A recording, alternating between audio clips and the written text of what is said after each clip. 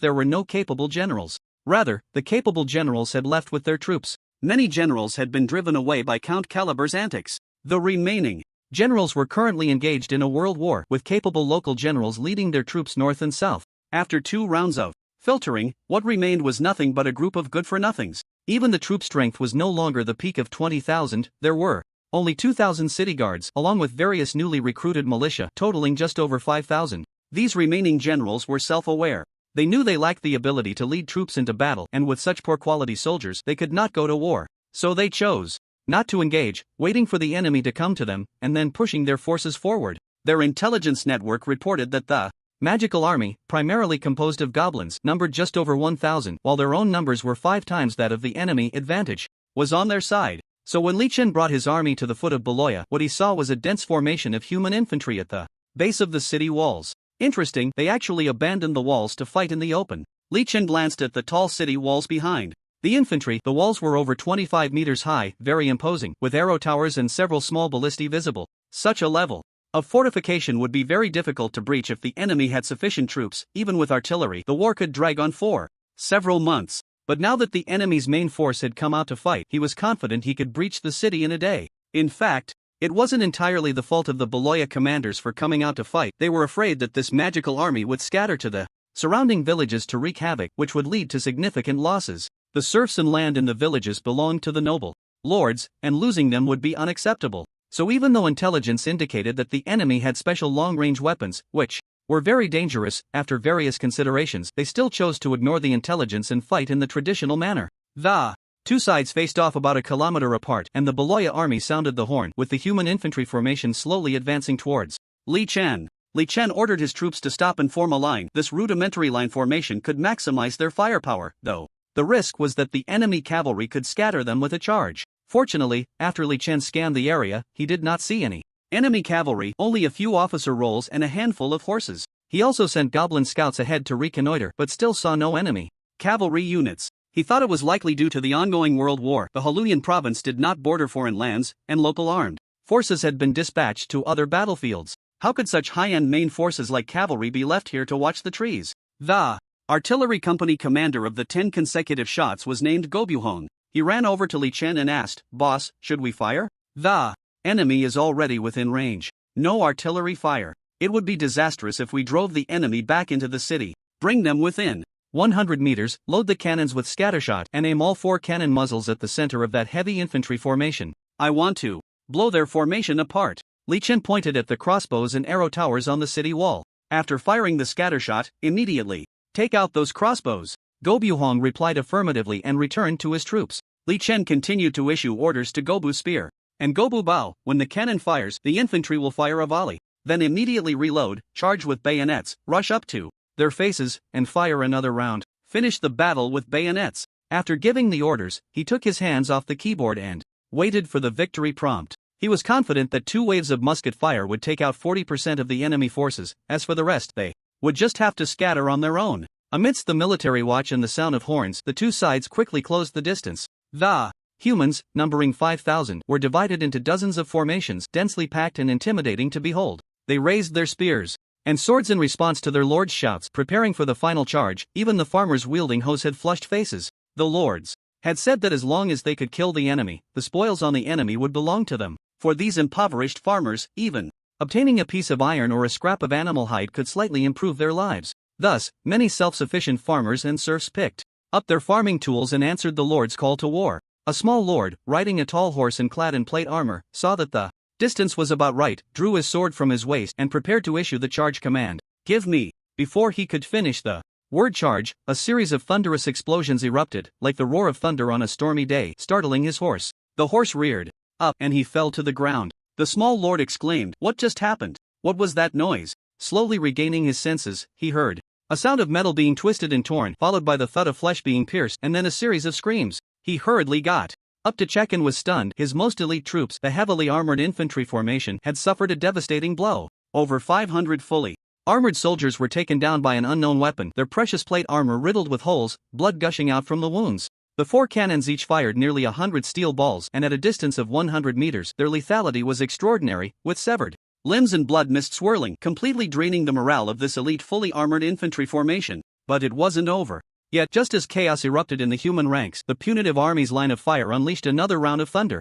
A large amount of white smoke spewed from the iron mouths, and thousands of projectiles struck the human line, causing the front row of soldiers to fall in droves. Wails and screams echoed throughout the battlefield, and everyone was questioning what had happened. What on earth was going on? All the humans panicked, the line began to crumble, and the once orderly formations started to break apart, with some already beginning to flee. The small lords desperately tried to maintain order, while the punitive army took the opportunity to complete their second wave of loading. Tweet, tweet, tweet. A short and two long military whistles sounded, and the soldiers swiftly drew their bayonets, locking them onto the muzzles of their guns. Tweet, tweet, tweet, tweet, tweet, tweet. The charge whistle sounded, and the goblin musketeers shouted as they charged forward. The lords on the human side were stunned. The enemy had only 1,000 men, yet they dared to initiate a charge. Raise your weapons. Raise your weapons. A silver coin for anyone who kills an enemy, the small lord shouted loudly, but most of their troops were composed of militia, who were panicking and finding it hard to regroup once chaos ensued, and with a countercharge from the goblins, some began to flee outright. At this moment, the goblins had charged within 10 paces of the human soldiers. Whether they wanted to or not, the human soldiers braced their weapons, preparing for the fight. The soldiers of the punishment army urgently halted, raised their guns, and almost pressed the barrels against the enemy's chests to fire. Bang bang bang bang bang bang bang bang. A volley of gunfire rang from the far left of the battlefield to the far right as the human infantry formation was wiped out as if erased by a divine hand, the outermost soldiers collapsing in layers, exposing the bewildered rear ranks. These rear soldiers had yet to comprehend what was happening when the soldiers of the punishment army lunged forward with bayonets. A rout ensued, with the militia formation fleeing first. The minor lord, sensing something was amiss, also fled, followed by the regular troops. Their courage shattered, their minds filled with a single thought: run back to the city. The punishment army pursued, each one hunting down the fleeing soldiers. A few nobles on the city wall were left dumbfounded. Was it over this quickly? One noble shouted anxiously, quick, quick, quick. Archers, crossbows, shoot for cover. Boom, boom, boom, boom. Just as the crossbows were being prepared, the cannons fired. The cannons launched grape shot, which was smaller than solid shot but larger than buckshot, firing 12 projectiles the size of ping-pong balls at once.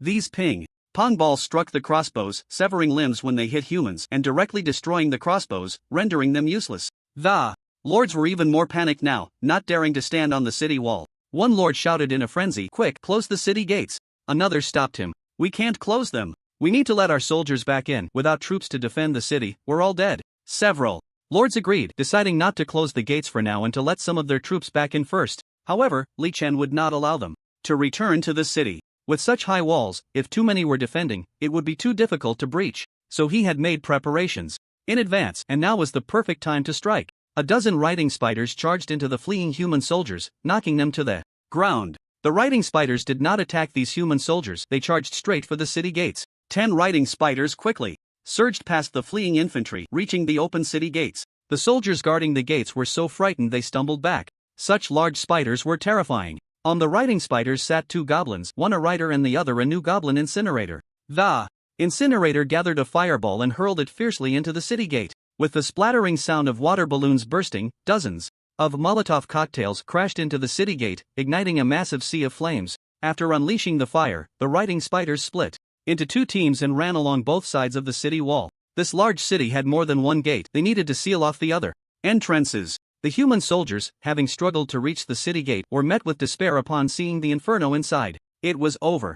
They were completely finished. The lords on the wall were frantic, shouting, go to the east and west city gates, hurry to the east and west city gates. Some were reminded and took off running. Others, seeing the giant spiders racing along the wall, realized they were going to burn the other gates, and in their panic simply collapsed to the ground. On the front lines, the gun-wielding goblins wreaked havoc, dragging the bodies of human soldiers from the point of engagement all the way to the base of the wall. In the end, nearly 2,000 people were forced against the city wall, which once provided them with a sense of security but had now become a deadly cage. The humans on the wall attempted to shoot arrows, but the gun-wielding goblins kept their distance, standing 100 meters away to load their firearms, then firing shot after shot. Each gunshot echoed, and several people at the wall fell, their bodies piling up, staining the walls of Beloya red with blood. Li Chen saw that it was about time and ordered a halt to the attack. These people's courage had been utterly broken. They could no longer pose a threat to him. Killing them would only waste gunpowder and ammunition. Li Chen's goal was the resources within the city. He called over Knight Leo and pointed at the paralyzed soldiers beneath the city wall. Go, tell them to strip off everything. They're wearing, as long as they're clean, they can leave. More than 2,000 people, forced by the threat of muskets and bayonets, had no choice but to undress completely, not even leaving their shoes behind. This way, they lost their threat. Reorganizing them into soldiers would require a great cost, and there was no lord nearby capable of doing that. Li Chen let these naked fellows go, and the main course was next breaking open the city wall to reap the fruits of victory. He planned to use explosives to blow a big hole in the wall. As for why not blow up the city gate, it was because there were several openings at the top of the gate. Human soldiers could shoot arrows and pour burning oil from those openings, which was very dangerous. Moreover, even if the city gate was blown open, there was still a barbican inside, which had been confirmed by young Master Lance. Therefore, Li Chen chose a relatively flat section of the wall and prepared to blow it up. The walls of Baroya were extremely thick, wide enough for 2 horses to gallop side by side at the top. Blowing it open would require a lot of explosives and a certain level of installation skill. Dang Dang detached from the troops and approached the wall, using a pickaxe to smash the wall and pry off the bricks. The human soldiers on the wall saw the ogre dismantling the wall and hurriedly gathered soldiers to shoot down with crossbow bolts, while others attempted to pour burning oil down. Li Chen gathered 4 cannons and aimed them at the wall above Dong Dong's head, unleashing a barrage that knocked down all the crenellations. Then, hundreds of muskets were aimed at Dong Dong's head. Anyone who showed their face was shot, and the human soldiers on the wall suffered heavy casualties, no one daring to interfere with Dang Dang anymore. Dang Dang was incredibly strong, and with the large pickaxe, each swing could knock down bricks. After more than 10 minutes, Dang Dang opened a gap in the wall large enough to fit a tricycle. Li Chen personally ran to the bottom of the wall and stuffed the gap full of explosives, packing in about 100 kilograms. Then he sent people to gather rubble to fill it back in. As sealing the space would increase the explosive power, he lit the fuse and led the main force to retreat, moving back at least 500 or 600 meters. The soldiers on the wall saw the demon army retreating far away. Although they didn't understand why, they hurried to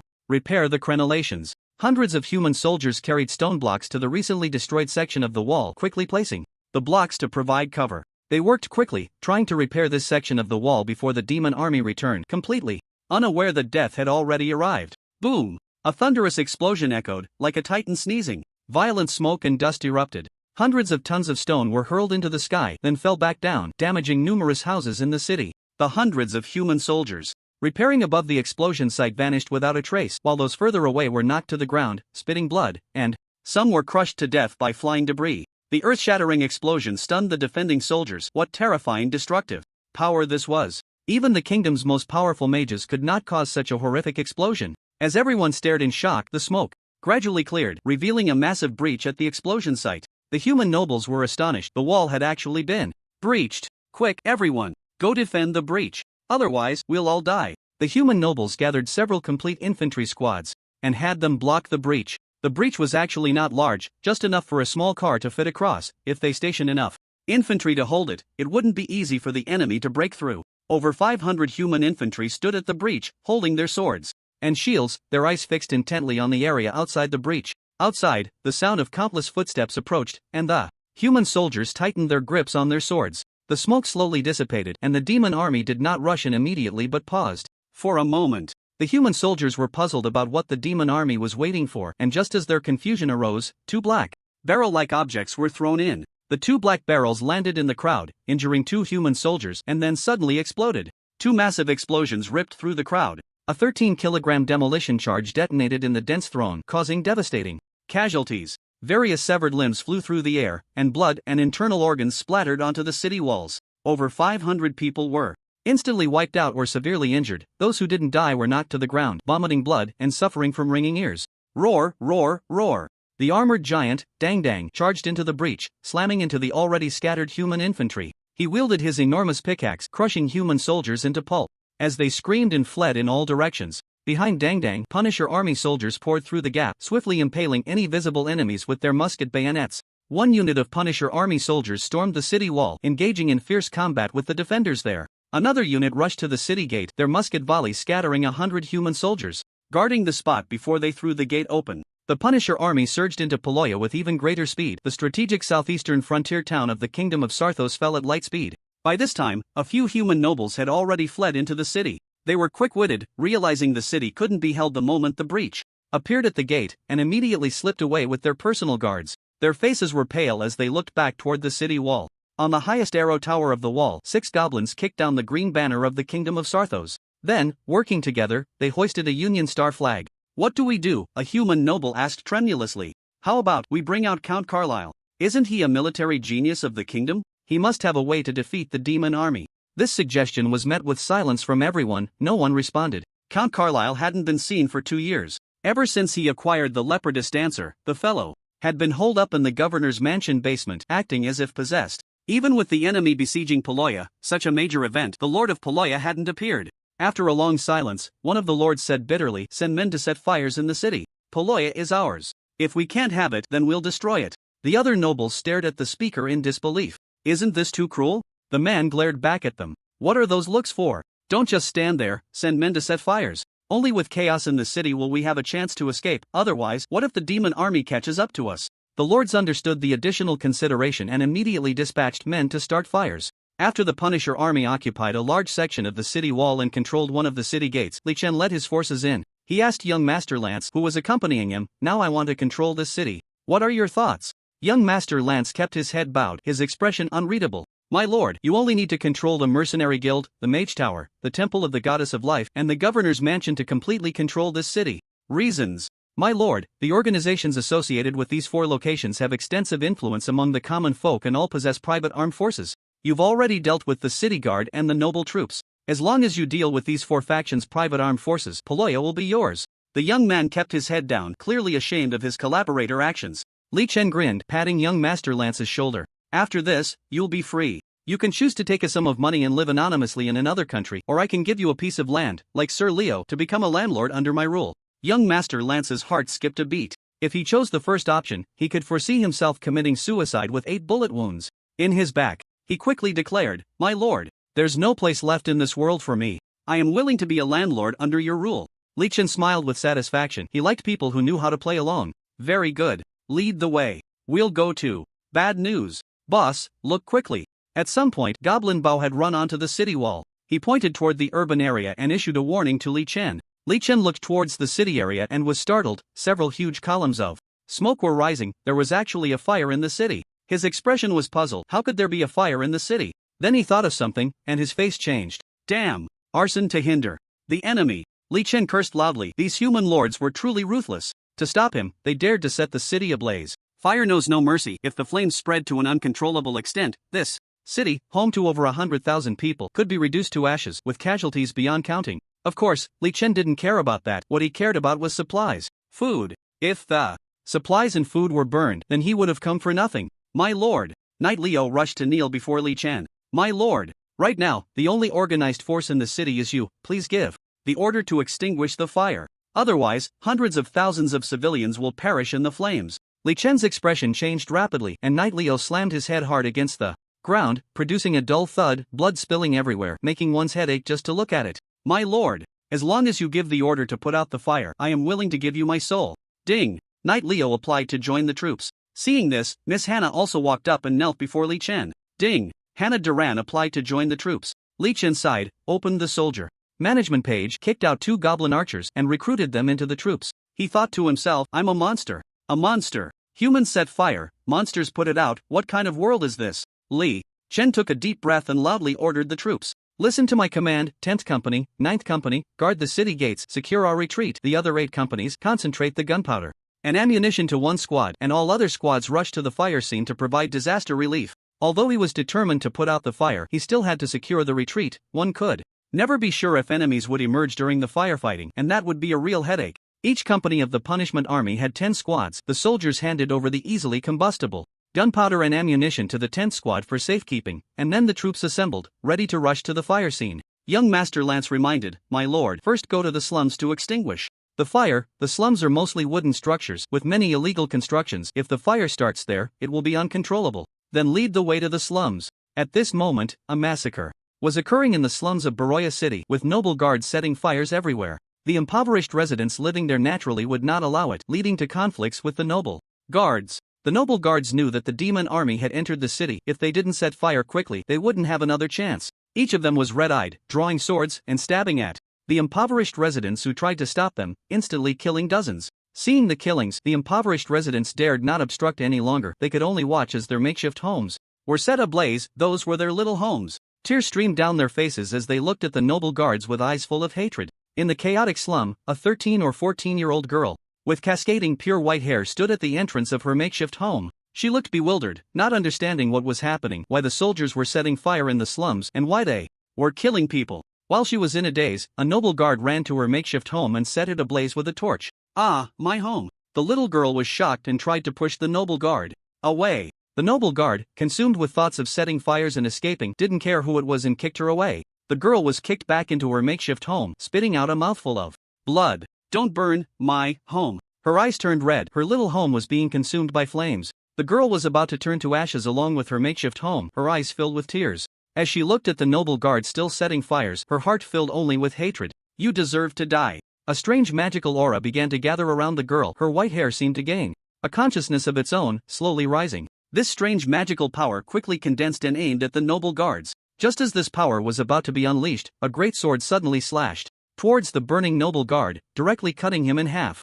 "Ha!" The white-haired girl was taken aback. What just happened? A person in exquisite armor with a green head appeared at the door, locking eyes with him. Li Chen looked at the girl in the burning tent, her white hair floating in defiance of gravity. "What the heck is this?" Li Chen yanked the girl out, grabbing her waist and shaking her up and down, then side to side, before grabbing her legs and flipping her upside down. Dizziness swirled in the girl's eyes, but her white hair still floated as if in zero gravity. "Is the gravity in this other world not governed by Newton?" Li Chen scratched his chin, a bit confused about the situation. Miss Hannah was gathering a water ball spell to extinguish the fire when she caught a glimpse of Li Chen messing with a human girl. Upon seeing the girl's striking white hair, which was still floating, she gasped. "Ah, a white-haired witch." Li Chen turned to Miss Hannah and asked, "What is a white-haired witch?" Miss Hannah rushed over, pointing at the white-haired girl in a panic. She is a white-haired witch. Such people have 10 times the magical power of ordinary individuals by birth, and as they age, their magical power increases, but they can't control it at all, making it easy for them to lose control and cause widespread casualties.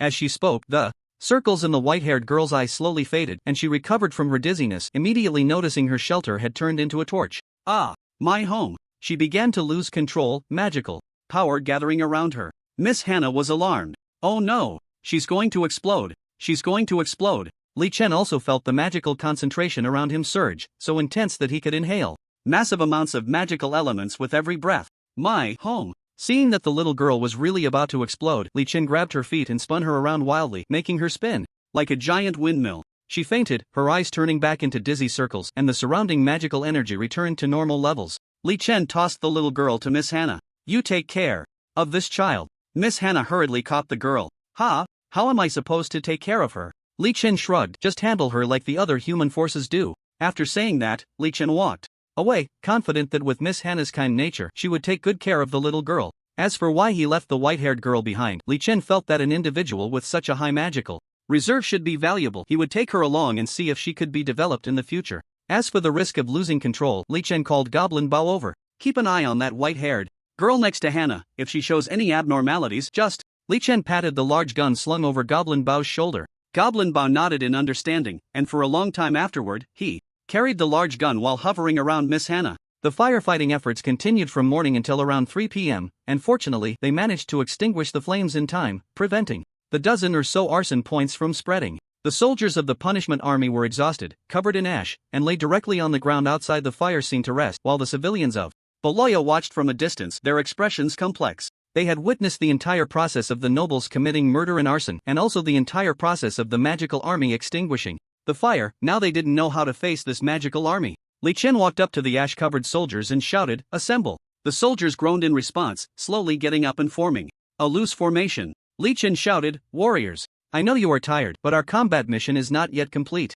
There are still organized armed enemies within the city. If we do not eliminate them, we cannot occupy Baloya." Everyone looked at Li Chen with tired eyes. Li Chen continued to shout, "Once everything is over, tonight I will provide blood stew and wine." Upon hearing this, everyone began to swallow. Blood stew was a specialty dish of the goblins, incredibly delicious. Their weary bodies felt a surge of energy. Li Chen nodded in satisfaction and ordered 1st and 2nd battalions, "Go and replace the 9th and 10th battalions guarding the city gate." The 9th and 10th battalions had not participated in firefighting and had been guarding the city gate, watching their rear, and were full of energy. Li Chen wanted to bring these 2 battalions in as the main attacking force. Before long, the 9th and 10th battalions arrived, bringing with them 4 cannons. Li Chen then sent the 3rd and 4th battalions to secure the warehouse area and took the remaining 6 battalions to attack the nearest adventurers' guild. The adventurers' guild was a marble building 3 stories high, with a white flag hanging from the roof featuring a shield in the center. The building resembled a bank. The first floor was a restaurant where adventurers ate, accepted tasks, and handled various business, while the second and third floors were accommodations where some adventurers rented rooms from the guild. In addition, the Adventurers Guild had stables, a blacksmith shop, an armory, warehouses, and other facilities functioning as a loosely organized military group. When the disciplinary soldiers surrounded the Adventurers Guild, the main door was tightly shut, and the windows were blocked with debris, revealing the glint of crossbow bolts through the gaps. A large number of people could be seen moving on the roof, preparing large stones and throwing spears to strike the attackers. Li Chen shouted at the Adventurers Guild armed individuals inside, "Listen. In 10 minutes, lay down your weapons, take off your armor, and come out to surrender, or face annihilation." These 10 minutes were not for the Adventurers Guild but for the soldiers to catch their breath. Laughter and curses erupted from within the Adventurers Guild. "Bullshit. Surrender to goblins? Go die. Ha ha ha. Goblins. It's actually goblins outside. I've killed at least 800 goblins. Call me the Goblin Slayer. Are the nobles fools? They actually let goblins in. I thought they were some powerful demon army, but this? I won't be returning the bounty." Listening to these insults, Li Chen called over young Master Lance. "Your family used to be a great noble, and there was an Adventurers Guild in your territory, right? Come on, tell me, what do you rulers think allowing an armed group that can't be fully controlled to exist?" Young Master Lance replied, "My lord, it's quite complicated. We have 10 minutes. To put it simply, the existence of the Adventurers Guild actually benefited the Lord's rule. First, the Adventurers Guild absorbed idle members of society, particularly those with military strength, providing job opportunities. Second, in cases of adventurers committing murder or arson, one could check the records at the Adventurers Guild to easily find the culprits, stabilizing public order. Third, they paid taxes, and a lot of them. Fourth, the lords occasionally had to go to war and could not fully control their territories. Sometimes powerful monsters would emerge from the mountains to wreak havoc, or goblins would cause trouble, and adventurers were needed to regularly clear them out, thus protecting human safety. Fifth, there was a historical issue. The 4 human kingdoms were founded by adventurers, and the first human hero came from adventurers, making them a cultural symbol of freedom and bravery. Sixth, the Adventurers Guild had become a significant force, with many strong individuals joining, such as Leon's hero team, all registered adventurers. Attempting to move against them could lead to major unrest. Seventh, every new president of the Adventurers Guild would guarantee the royal family, great nobles, the magic guild, and the high priestess of the goddess of life that they would not participate in the struggle for various interests. My lord, these are the reasons the Adventurers Guild can exist. Li Chen curled his lip. You say so much, but isn't it the rulers who are incapable, lacking the determination to deal with the Adventurers Guild? I don't believe that historically the Adventurers Guild has never caused chaos. Li Chen knew with just a thought that the Adventurers Guild had definitely engaged in disrupting the order of the court. Despite the guild leader's assurances to various powerful figures, when it comes to a lord's chaotic battle, if you are a capable armed force, you will be forced to join the fray even if you don't want to. Young Master Lance nodded in admiration. My lord, your wisdom is astonishing. Historically, the Adventurers Guild has indeed intervened in the private duels of lords multiple times and has reaped considerable benefits. Some lords have wanted to eliminate the Adventurers Guild from their territories, but the outcome is never good. Mainly, there is indeed a demand among the populace, and the adventurers fulfill these needs. Li Chen waved his hand. Nonsense demand. Public safety, job opportunities, maintaining the security of surrounding areas, providing employment, these are the duties of the rulers. The Adventurers Guild is just a private armed force that has grown too large to control. Send my orders, bombard the Adventurers Guild, kill them all, leave not a single one alive. Adventurers are a group of socially idle individuals who wield power. They serve money, do not respect the commands of local rulers, and only look at the tasks posted on the guild's task board, having developed a character that despises authority.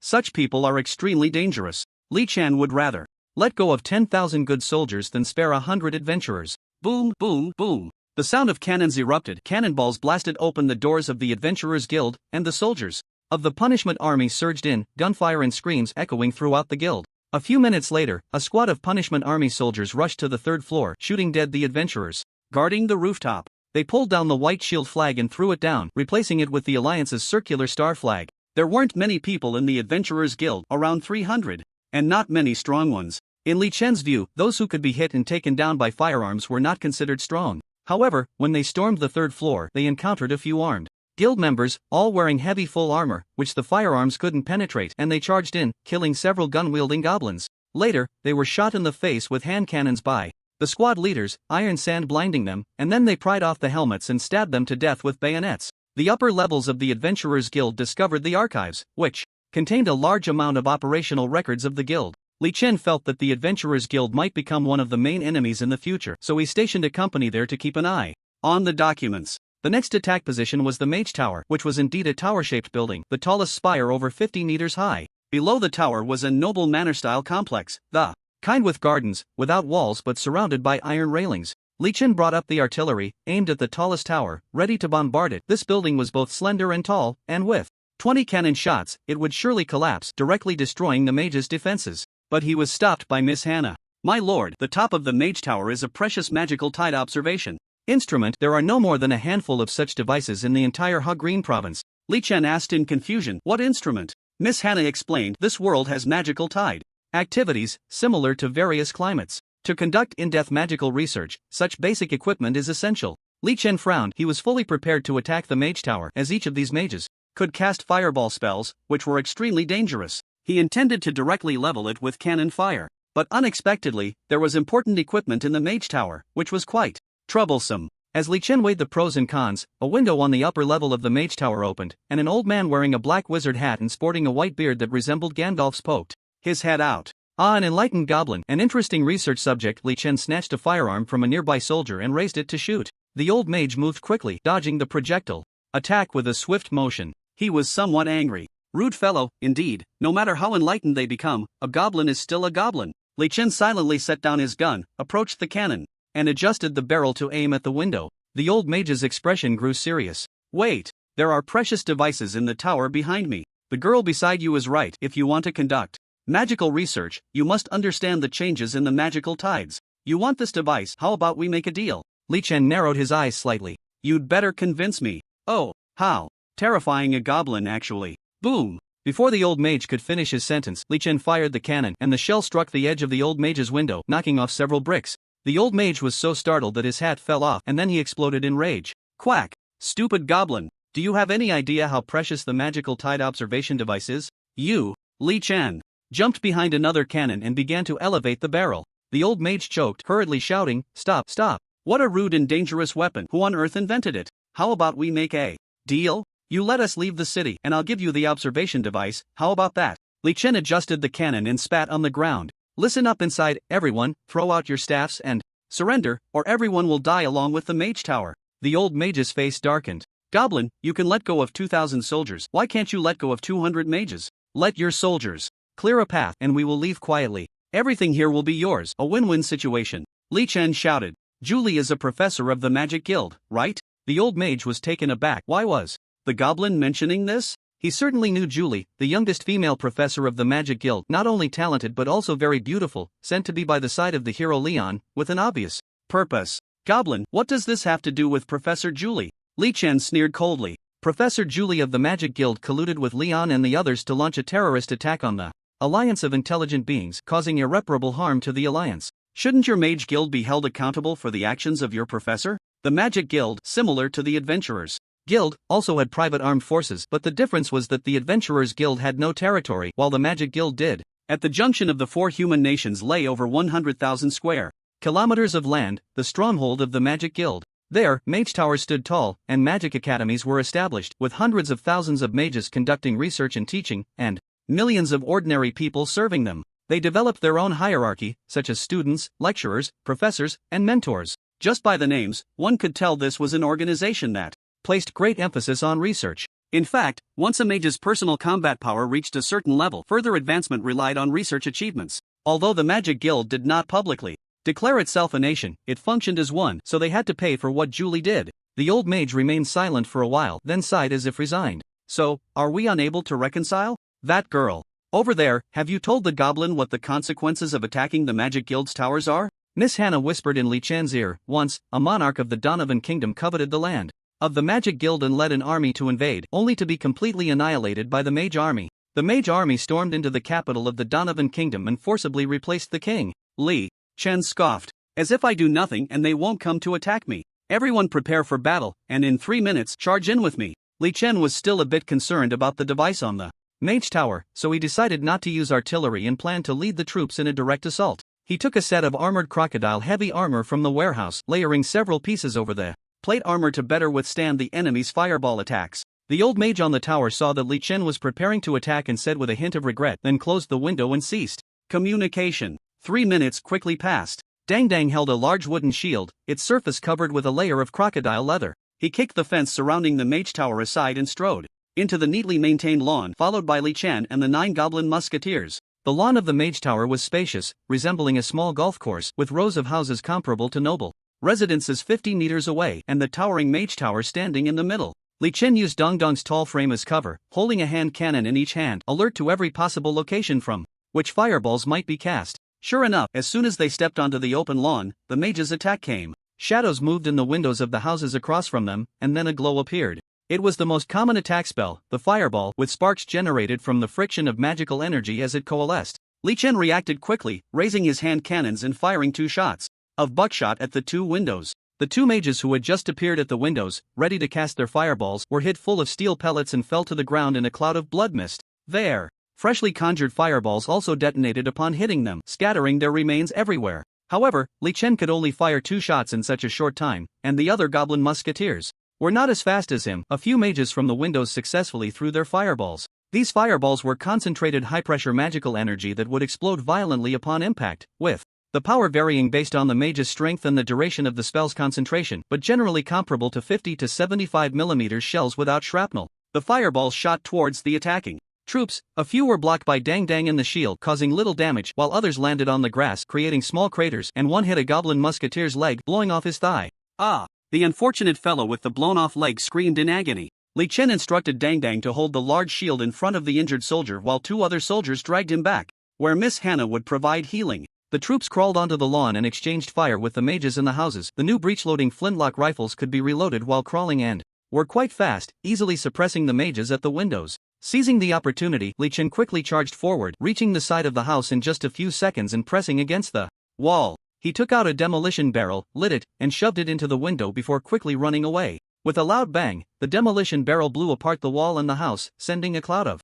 dust and debris flying everywhere. Li Chen retrieved a hand cannon and a short axe from the warehouse, jumped through the blasted opening, and the other goblin musketeers followed his lead into the house. As soon as Li Chen entered, he saw a dusty mage on the ground spitting blood. He stepped forward and crushed the mage's throat with a kick, then moved to clear the next room. Hearing screams from the adjacent room, he kicked open the door to find 2 mages kneeling on the ground, covering their ears. Blood streamed down from their ears. They must have been deafened by the explosion. Li Chen dispatched the 2 with 2 swift axe strikes and moved on to the next room. In the next room, he heard loud voices. Listening quietly, he caught them saying, "The monsters have come in. They attacked as soon as we opened the door." Li Chen chuckled, returned to the previous room, grabbed a mage's corpse to use as a shield, and went back to the door, opening it. 2 fireballs shot out with a roar, smashing into the corpse and exploding in a shower of blood and flesh. Li Chen discarded the corpse, raised his hand cannon, and fired a round of buckshot at the 2 mages inside the room. The 2 screamed in agony as they were hit by a barrage of pellets, collapsing to the ground as lifeless bodies. Li Chen switched to a new hand cannon from the warehouse, intending to clear the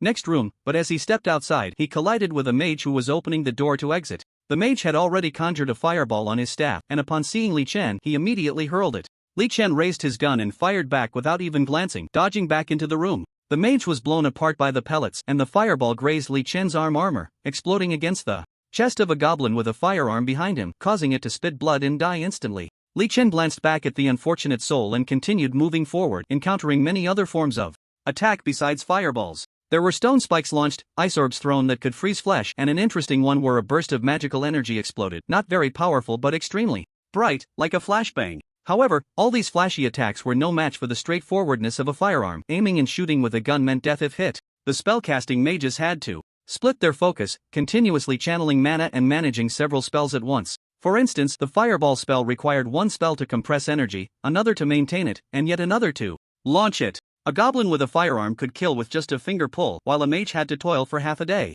Of course, mages were still mages, mastering energy accumulating attacks, which still caused significant casualties. During the process of clearing the outer rooms, mages occasionally shot fireballs from hidden corners or launched surprise attacks from around corners, resulting in the deaths of 8 goblins and injuries of varying degrees to 38 others. After a fierce battle, Li Chen and his team reached a tightly shut large door, guarded by 10 mages outside. A fierce battle erupted. Here, with the 10 mages unleashing exceptionally intense spell attacks, as if there was something important behind the door they were protecting, throwing spells as if they were free, even sustaining injuries to continue casting. The soldiers from the 9 were all tough characters who had emerged from brutal military law, each one charging forward with bayonets after emptying their magazines. Those in front were blown apart by spells, but those behind continued to charge, closing in on the mages, taking one down with a bayonet, and a single charge took out all 10 mages. Open the door. Li Chen shook the blood off his short axe and ordered everyone to open the door. He wanted to see what was worth guarding by 10 mages. The door was slowly pushed open, and screams echoed from within. Li Chen glanced inside and saw about 50 boys and girls dressed in apprentice mage robes huddled in the corner, looking at the monsters outside with terrified eyes. Li Chen immediately felt deflated. He had thought there would be some treasure inside, but it was just this? Mage towers around the world were essentially magical elementary schools collecting children with potential for education, with the top performers sent to the Mage Guild for further study. The children in front of him were just those with magical potential from Beloya City, but they were all just a bunch of little kids, not even having staffs, unable to conjure a flame from a lighter, posing no danger. TCH, is this it? Let's go, let's go. Li Chen led his team towards the tall tower. The rooms below were mostly cleared, and there were not 200 mages, actually less than 50. That old mage had tricked him. Li Chen and his team arrived at the base of the tall mage tower, a standalone stone structure with a small wooden door at the bottom. Entering was not a problem, but the issue was that there seemed to be high-precision equipment inside, along with a professor-level old mage. If the old man decided to go down with a bang and blew up the equipment with a few fireballs, that would be quite a loss. Li Chen looked up at the tower. The windows were tightly shut. He thought for a moment and shouted, "Old dang, come down and surrender, or I might just barbecue those apprentice mages." Li Chen shouted for a long time at the base of the mage tower, but there was no response from inside. He tilted his head and said to a soldier, "Go grab a mage apprentice." The soldier turned and left, and before long, a chubby mage apprentice came back, waddling. Li Chen supported the apprentice's waist and lifted him high again, threatening towards the mage tower. "Old dang, if you don't come down and surrender, I'll perform a pig for you." After saying that, he blew off the little chubby boy's hat in one breath, opened his mouth wide pretending to bite, and the little boy started crying loudly. Li Chen didn't use much force, but bit down on the little boy's head and immediately felt something was off. It was greasy, so he quickly moved his mouth away. "Little brat, how long has it been since you washed your hair? Why does it smell so bad?" The little boy cried with tears and snot flowing down, and a huge bubble of snot even hung from his nose. The bubble grew bigger and bigger until it suddenly popped. Li Chen couldn't help but let out a sound in his heart. With that appearance, even if he were a monster that eats children, he wouldn't be able to eat him. Just as he was thinking, with a bang, the door of the first floor of the mage tower was pushed open forcefully from the inside. And the old mage stood at the door, his face full of anger, pointing at Li Chen and cursing, "Damn goblin, let go of that child. I've already surrendered. Are you satisfied now?" Li Chen laughed, put the little boy down, and gave his bottom a slap, causing the little boy to run away crying. He waved his hand, and the soldiers rushed up, binding the old mage tightly with iron chains. The old mage shouted, "Be gentle, you uncultured monsters. I'm 70 years old this year, do you want to strangle me?" Then he glared at Li Chen. "Goblin, what do you want from me?" Li Chen chuckled. "That depends on your attitude." The old mage looked at Miss Hannah beside Li Chen. "Like her? Betraying humanity to serve you, a goblin?" Miss Hannah's face turned red with shame as she shrank back behind Li Chen. Li Chen extended his index finger, gathering a small flame in his hand, and lit the old mage's big beard. "Ah, it's on fire, it's on fire." The old mage blew on the fire on his beard, extinguishing it after a few puffs, but a part of his beard was burned black. "You..." He wanted to curse, but Li Chen gathered another flame, and he didn't dare to speak up. His love for his beard was no less than that of a dwarf. Seeing that he didn't dare to act rashly, Li Chen extinguished the flame and mocked, "Old man, why do you have to be so prickly when you speak? Don't the mages of your magic guild also serve elves, dwarves, orcs, and even dragons with spells? Aren't they all foreign races? What? It's fine for you to serve other foreign races, but it's not okay for our alliance to invite Miss Hannah as a spell consultant? Such double standards. How can it be the same? You goblins!" The old mage retorted angrily. Li Chen shrugged. "Well, this is where our disagreement lies. You think we are weak, contemptible, and can be killed at any time, so you send a hero squad to recklessly charge into our territory, wanting to destroy the alliance. But in fact, the alliance is not as fragile as you imagine. Instead, the alliance has killed the invaders, and the alliance's army has come here to demand an explanation for the attacks suffered by the alliance. Old man, your misunderstanding of us is quite deep." The old mage wanted to say something sarcastic, but Li Chen didn't give him the chance and stuffed a cloth he usually used to wipe the blood off his great sword into his mouth. "Don't worry, old man, we will use swords, guns, and cannons to make sounds you can understand, so you can recognize what the alliance really is. Take him down and lock him up. Send 2 squads to watch him. If he makes any moves, shoot him on the spot. As for the rest in place for 5 hours, eat and replenish your strength." After fighting continuously for so long and even saving a fire once, the soldiers were exhausted to their limits. If they were forced to fight again, their morale would be completely drained. It was around 6 p.m. Letting the soldiers sleep until nightfall would not only help them recover their strength but also take advantage of the humans' poor night vision, catching them off guard. After arranging for rest and watch duties, Li Chen and Miss Hannah walked into the mage tower together. He looked up, his face filled with shock, as he saw a complex array of metal components extending from the base of the tower to its peak, tens of thousands of gears and incomprehensible parts forming a slender, column-like metal object wrapped within the stone magic tower. Miss Hannah explained, "This is the magic tide observation device. It is made from highly sensitive enchanted metal combined with magical inscriptions carved into the metal, turning it into a device that is very sensitive to the flow of magical tides, capable of effectively monitoring the movement of magical tides." Li Chen asked, "What exactly are magical tides? What's the use of monitoring them?" Miss Hannah continued her explanation. "The magic in our world flows, and when flowing, magic gathers, it creates magical tides, similar to a current. Observing magical tides serves two purposes. One is to study the laws of the world's operation, allowing people to better understand how our world functions, which is cutting-edge academic research. The other is for the carving of magical inscriptions. Magic particles are invisible but omnipresent. They can pass through matter and the human body, yet they are harmless and almost never cause direct damage to the material world. However, magical tides can lead to a surge of magic particles, which, while still not harmful to the material world, can cause devastating damage to the work of carving magical inscriptions. For example, a staff, which is the most common device for amplifying magic output, requires a stable environment of magical tides to carve magical inscriptions onto it. Otherwise, the carved inscriptions will be washed away by the magic particles and rendered useless." Li Chen was filled with curiosity. This world was truly fascinating, with phenomena like magic particles and magical tides. He decided that once productivity improved, he would invest heavily in scientific research. Such an interesting world must be thoroughly explored. He looked at the magic tide observation device and asked again, "Miss Hannah, can you use this device? Can it be disassembled and taken away?" "Yes, sir. Every mage must intern in the mage tower during their apprenticeship, and learning to use, disassemble, maintain, and care for the mage tower is a required course. If you fail, you won't earn credits and won't be able to advance to lecturer." By the way, Miss Hannah held the position of apprentice in the Magic Guild, but she described that she was already capable of taking the lecturer promotion exam. However, due to the issues with young Master Lance's family, she was affected and could not participate in the promotion exam, being exiled as a mage apprentice, which was her greatest regret. Li Chen instructed Miss Hannah to stay and disassemble the mage tower, promising to provide her with personnel assistance. This task needed to be completed as soon as possible, with the magic tide observation device being the top priority to be taken away. 5 hours quickly passed. The soldiers had consumed a large amount of monster meat and had also rested for 5 hours, recovering a significant amount of strength, reaching at least 70% of their optimal combat capability. With it now being nighttime, the darkness weakened human vision, giving them an advantage. Li Chen led the soldiers towards the Temple of the Goddess of Life, an organization that must be destroyed. What is the Church of the Goddess of Life? To clarify this question, one must first define the Goddess of Life. When one mentions a deity, it often evokes thoughts of omnipotence. However, for Li Chen, coming from the atomic age, humanity had already mastered powers that even deities could not control. Therefore, Li Chen felt no fear of the divine, nor did he hold much respect, merely tools, in his view.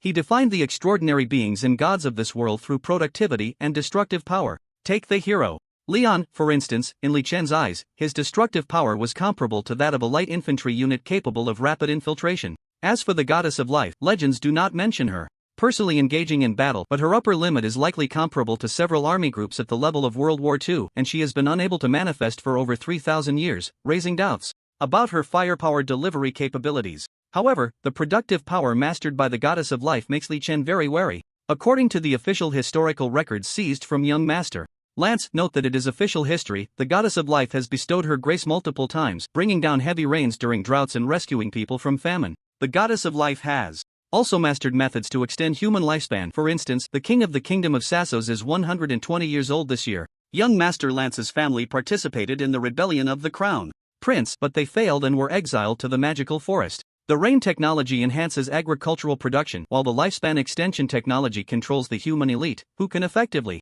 mobilize national power to serve the Goddess of Life. Regardless of whether the existence of the Goddess of Life is good or bad for the human kingdoms, for Li Chen, the relationship between the two sides is inherently -100. The death of the Goblin God can be simply understood as an armed group represented by the Goddess of Life besieging and annihilating the highest armed forces of the Goblin group. The bloodline curse imposed by the Goddess of Life on the Goblin race prevents them from giving birth to females, which can be interpreted as the Goddess of Life carrying out genocide against the Goblins, but it ultimately failed. The Goblin God made a final stand before his death, preserving the bloodline of the Goblin race. The Goblin legacy became chaotic, devolving into mindless monsters, hunted down and killed, enduring 1,000 years of humiliation. Racial conflicts cannot be resolved. Historical hatred is deeply rooted. Conflicts of real interests exist. Communication has become meaningless. War is the only means of communication. Clump, clump, clump. The military boots made of crocodile leather struck the smooth marble floor as squads of punitive soldiers ran swiftly.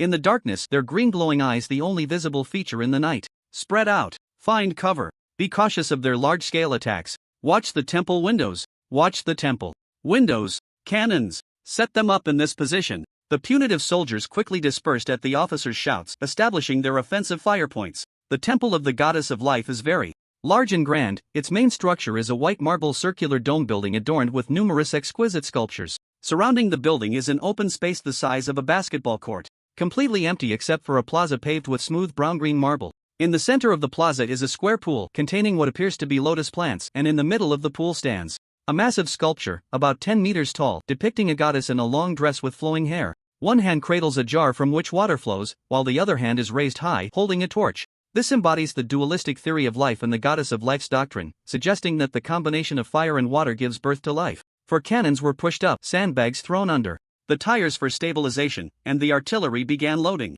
As the artillery prepared for bombardment, an elegantly dressed old priest emerged from a balcony of the tall temple dome, supported by clergy members. The old priest, frail and aged, with dim eyes fixed on the goblins below, shouted angrily, "Dirty, filthy monsters! How dare you step into the domain of the goddess? Withdraw at once, or you shall face the divine punishment of the goddess." After a tirade of curses, no one paid him any mind, one reason being that the gun-wielding goblins did not understand the common tongue of humans, and the greatest disdain is to refuse communication. Seeing the old priest so pleased with his scolding, Li Chen let out a cold laugh. He beckoned Gob to come over, and Gob rode his spider mount to his side. Li Chen pointed at the statue of the goddess of life. "Knock it down." The goblin responded with a sound, throwing a rope to tie around the statue's neck. 20 cavalrymen tossed several ropes, pulling together with force, making the statue sway precariously before it suddenly toppled over. With a loud crash, the 10-meter-high statue smashed onto the marble floor, shattering into several pieces, its head rolling away like a ball for dozens of meters. "Ah, Lady Goddess!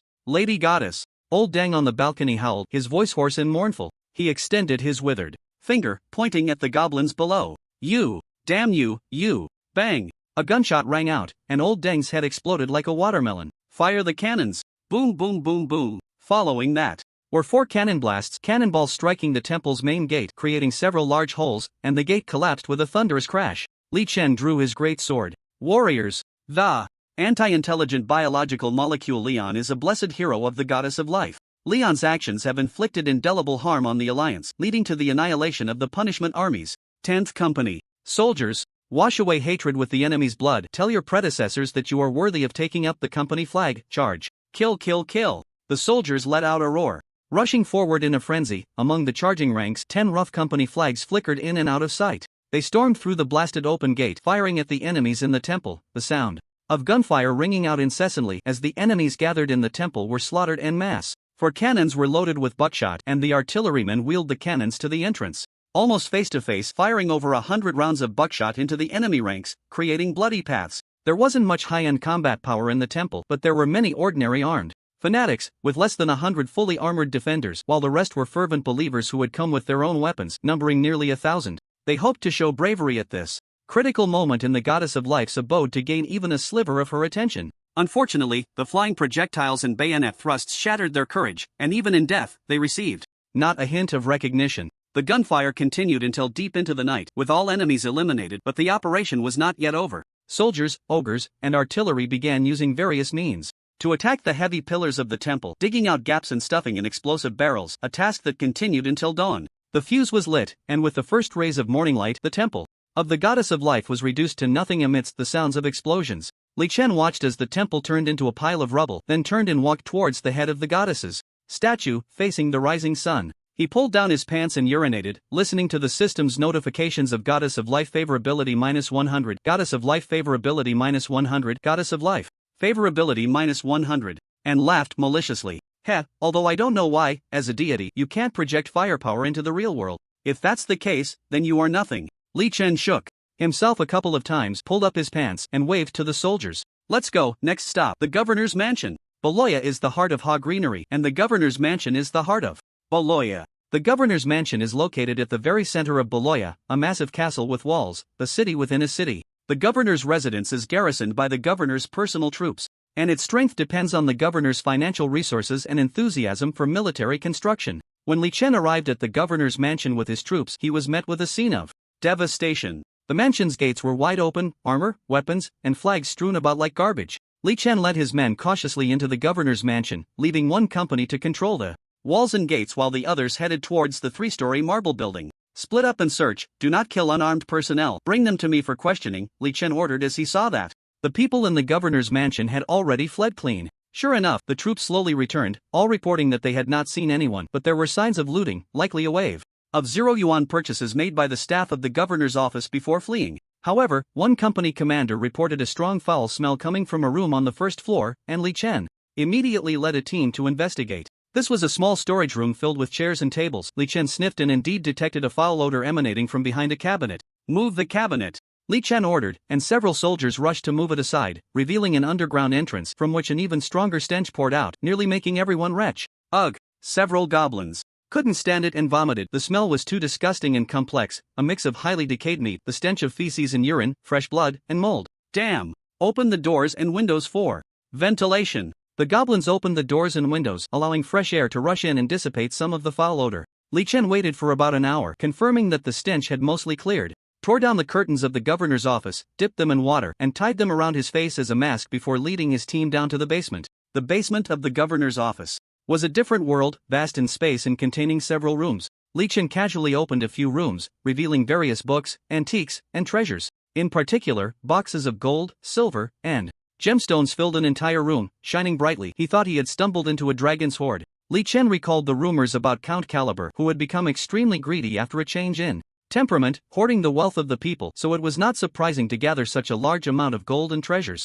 Li Chen led his team deeper, carefully searching each room, and the next discoveries were somewhat bizarre. Various glass test tubes and beakers, unknown reagents, organs preserved in jars, and ominous books inscribed with strange symbols. It seemed that some forbidden research was being conducted here. Everyone be careful, don't touch anything, Li Chen warned, moving forward with a shield in hand. What they found next was unexpected. Goblin corpses, a large number of goblin corpses, and even the bodies of goblin infants. This was strange. Why were there goblins in the core of a province? Li Chen took a long spear from the storage room and prodded the bodies. The corpses of these goblin infants had been dead for at least 2 years, reduced to skeletons, with the earliest having died about 6 months ago, each with a fatal knife wound. This was the source of the basement's foul odor. Li Chen frowned deeply. Goblins were everywhere in this world, but their presence here was too strange, and it appeared that someone was deliberately breeding goblin infants, only to kill them immediately afterward. There's a story here, Li Chen murmured. Indeed, there are very interesting tales of love and hate within. Li Chen was suddenly startled. Who? He retreated a few steps, raised his shield to protect his face, and aimed his hand cannon in the direction of the voice, while the other soldiers also raised their firearms and scanned the area, but saw no enemies. Ah, the disciplined goblin army. Such materials I've never seen before, need to be studied well. Accompanied by the ethereal voice of an old man, a phantom suddenly materialized in the air. It was an old man with sunken cheeks, sparse long hair, and a body so thin that only his ribs remained. This old man floated like a ghost, his half-transparent eyes revealing deep fatigue and a hint of cynicism combined with his slightly frivolous tone, giving the impression of a very eccentric character. Li Chen pulled the trigger directly, firing a barrage of projectiles from his hand cannon, and the other goblins also opened fire. However, these attacks could not harm the ghost at all. The bullets passed right through his translucent body, hitting the wall behind and sparking. The goblin marksmen, seeing that their tried-and-true firearm attacks were ineffective, became somewhat flustered but still proceeded to reload according to their usual training routine. The ghost was very interested in the musket and approached a musket goblin, observing him as he loaded the weapon. The musket goblin stopped loading and jabbed at the ghost with his bayonet, but the bayonet passed right through his translucent body, stabbing the air instead. What a powerful weapon. I didn't even feel a magical fluctuation. Is it made from non-magical materials? It can give ordinary people the ability to rival mages. Interesting, really interesting. He looked towards the tallest goblin, who was equipped with the most luxurious weapons, and slowly floated towards him. You must be the leader. Who created such a weapon? The creator must be a scholar with an extraordinary understanding of the laws of material operation. Tell me, how about it? I really want to communicate with this scholar. The musket goblins blocked Li Chen's path, but he pushed them aside and stepped forward, reaching into the ghost's chest cavity to feel around carefully. He felt nothing. Li Chen withdrew his hand and looked at the ghost. What are you, exactly? A being without a physical form? The ghost looked at Li Chen with amusement and stroked his chin. Oh, a goblin with curiosity, possessing magical power at the level of a seasoned apprentice. TSK. What a rare individual. So, you're not afraid of me?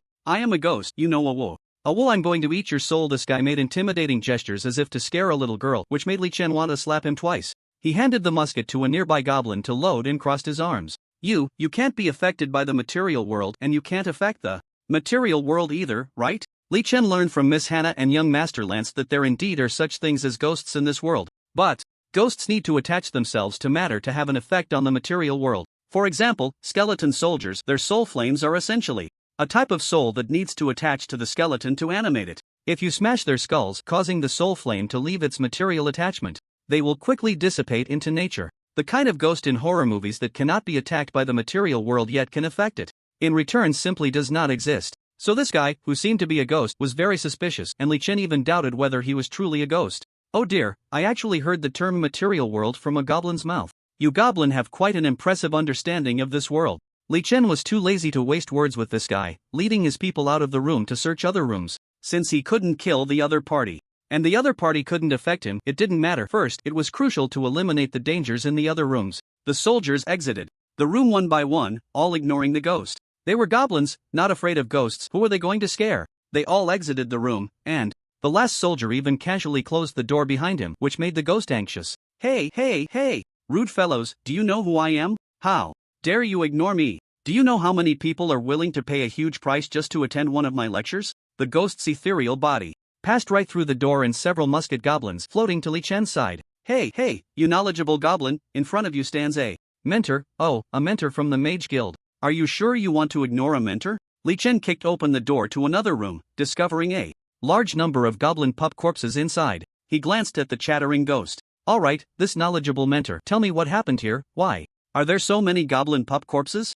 Seeing that Li Chen finally took him seriously, the ghost let out a chuckle. What happened here is quite interesting. A story of a madly infatuated noble and a beautiful woman. Kukuku. He flew forward, reaching a corner, pointing to a hole that led down to the second underground level, gesturing for them to follow. If you want to know what happened, just come with me. Li Chen hesitated slightly and shouted to the soldiers behind him, leave a small team here to guard the exit. The rest stay alert, don't touch anything, follow me down. The ghost muttered about being cautious, but it was unnecessary, so it flew ahead to lead the way. As it flew forward, it began to tell a story in a bard's tone. A male lion, the bravest and wisest of the pride, who achieved great feats for his clan, was revered by the pride, considered one of the most valiant lions in a century. Unfortunately, the male lion was too dazzling, arousing the jealousy of the Lion King, and was driven into the vast green wilderness. Having tasted the flavor of power, the male lion was unwilling to let go easily. He contemplated rebellion, but perhaps it was the Lion King's subordinates watching him, or perhaps he still had feelings for the pride and didn't want to bring ruin upon them, so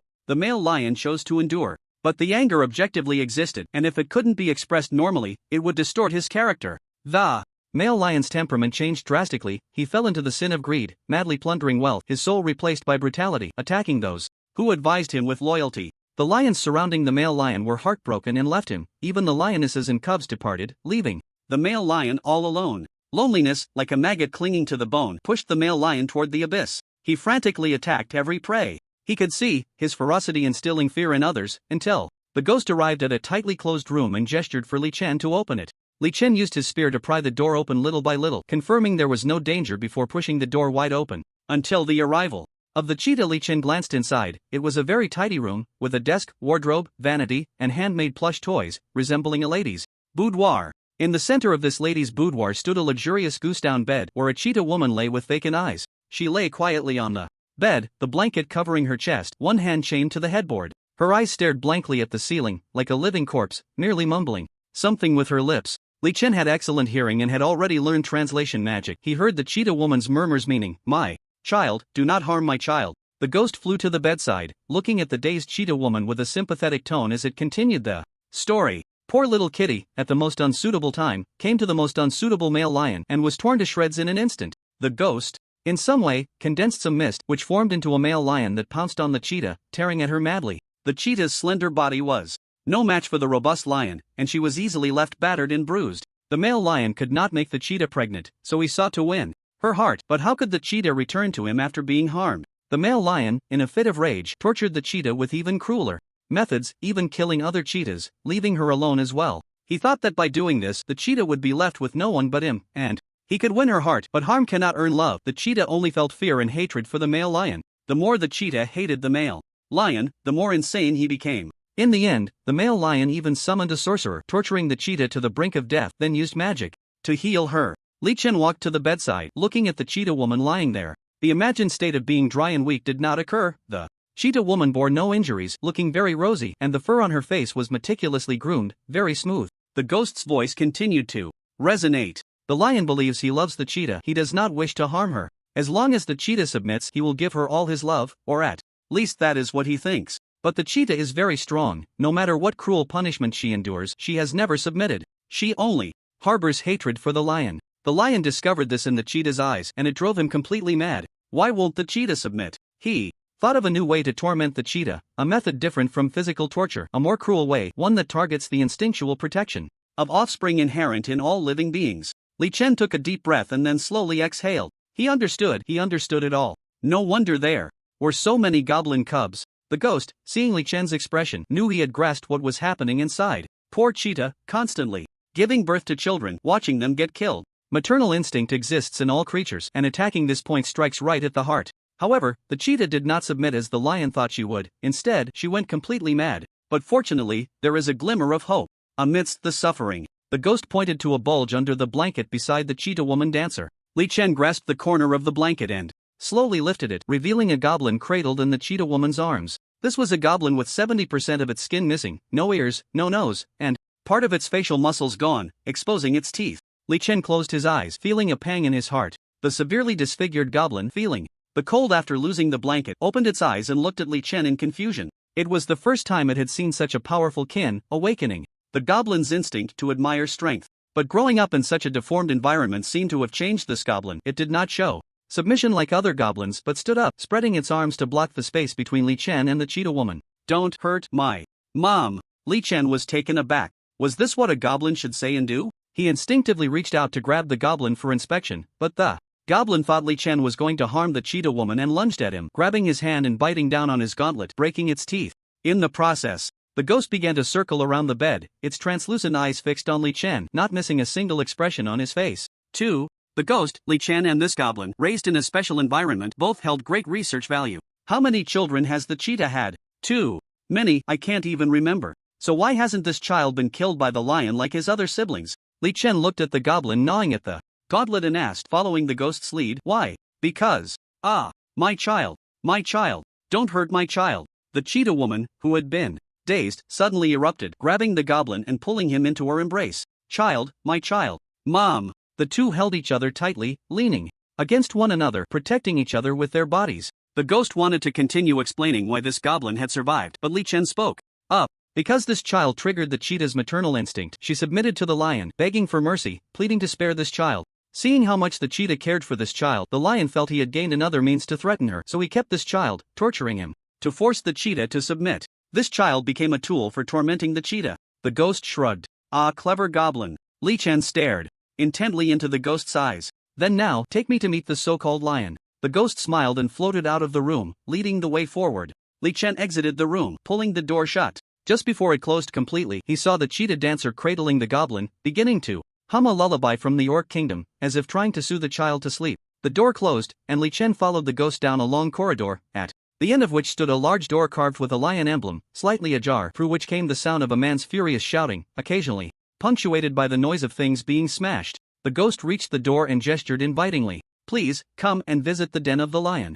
Li Chen pushed open the door, revealing what was called the lion's den. It was a vast circular space, lined with many decorative swords and knives along the walls, which were adorned with several maps marked with a flurry of arrows, seemingly indicating the direction of troop movements. In the center of this circular space stood a massive round table, occupying almost 80% of the area. On the table was a simulation sand table, depicting a world map of this realm, marking the territories of the 4 human nations, elves, dwarves, and orcs. The sand table was dotted with numerous pieces representing infantry, cavalry, mage corps, and other special units. Directly opposite the door, a huge painting hung on the wall, depicting a dashing man dressed in a red military uniform adorned with a string of medals. His sharp gaze seemed to pierce through to the viewer, and anyone looking at the painting could see a surge of vitality in his eyes. Below the painting was a luxurious armchair, occupied by a man. This man was extremely overweight, his body ballooned into a sphere, and he was very unkempt, with hair and beard that had not been groomed for who knows how many years, long and tangled, with various small creatures weaving through the hair, giving a distant impression of a lion's mane.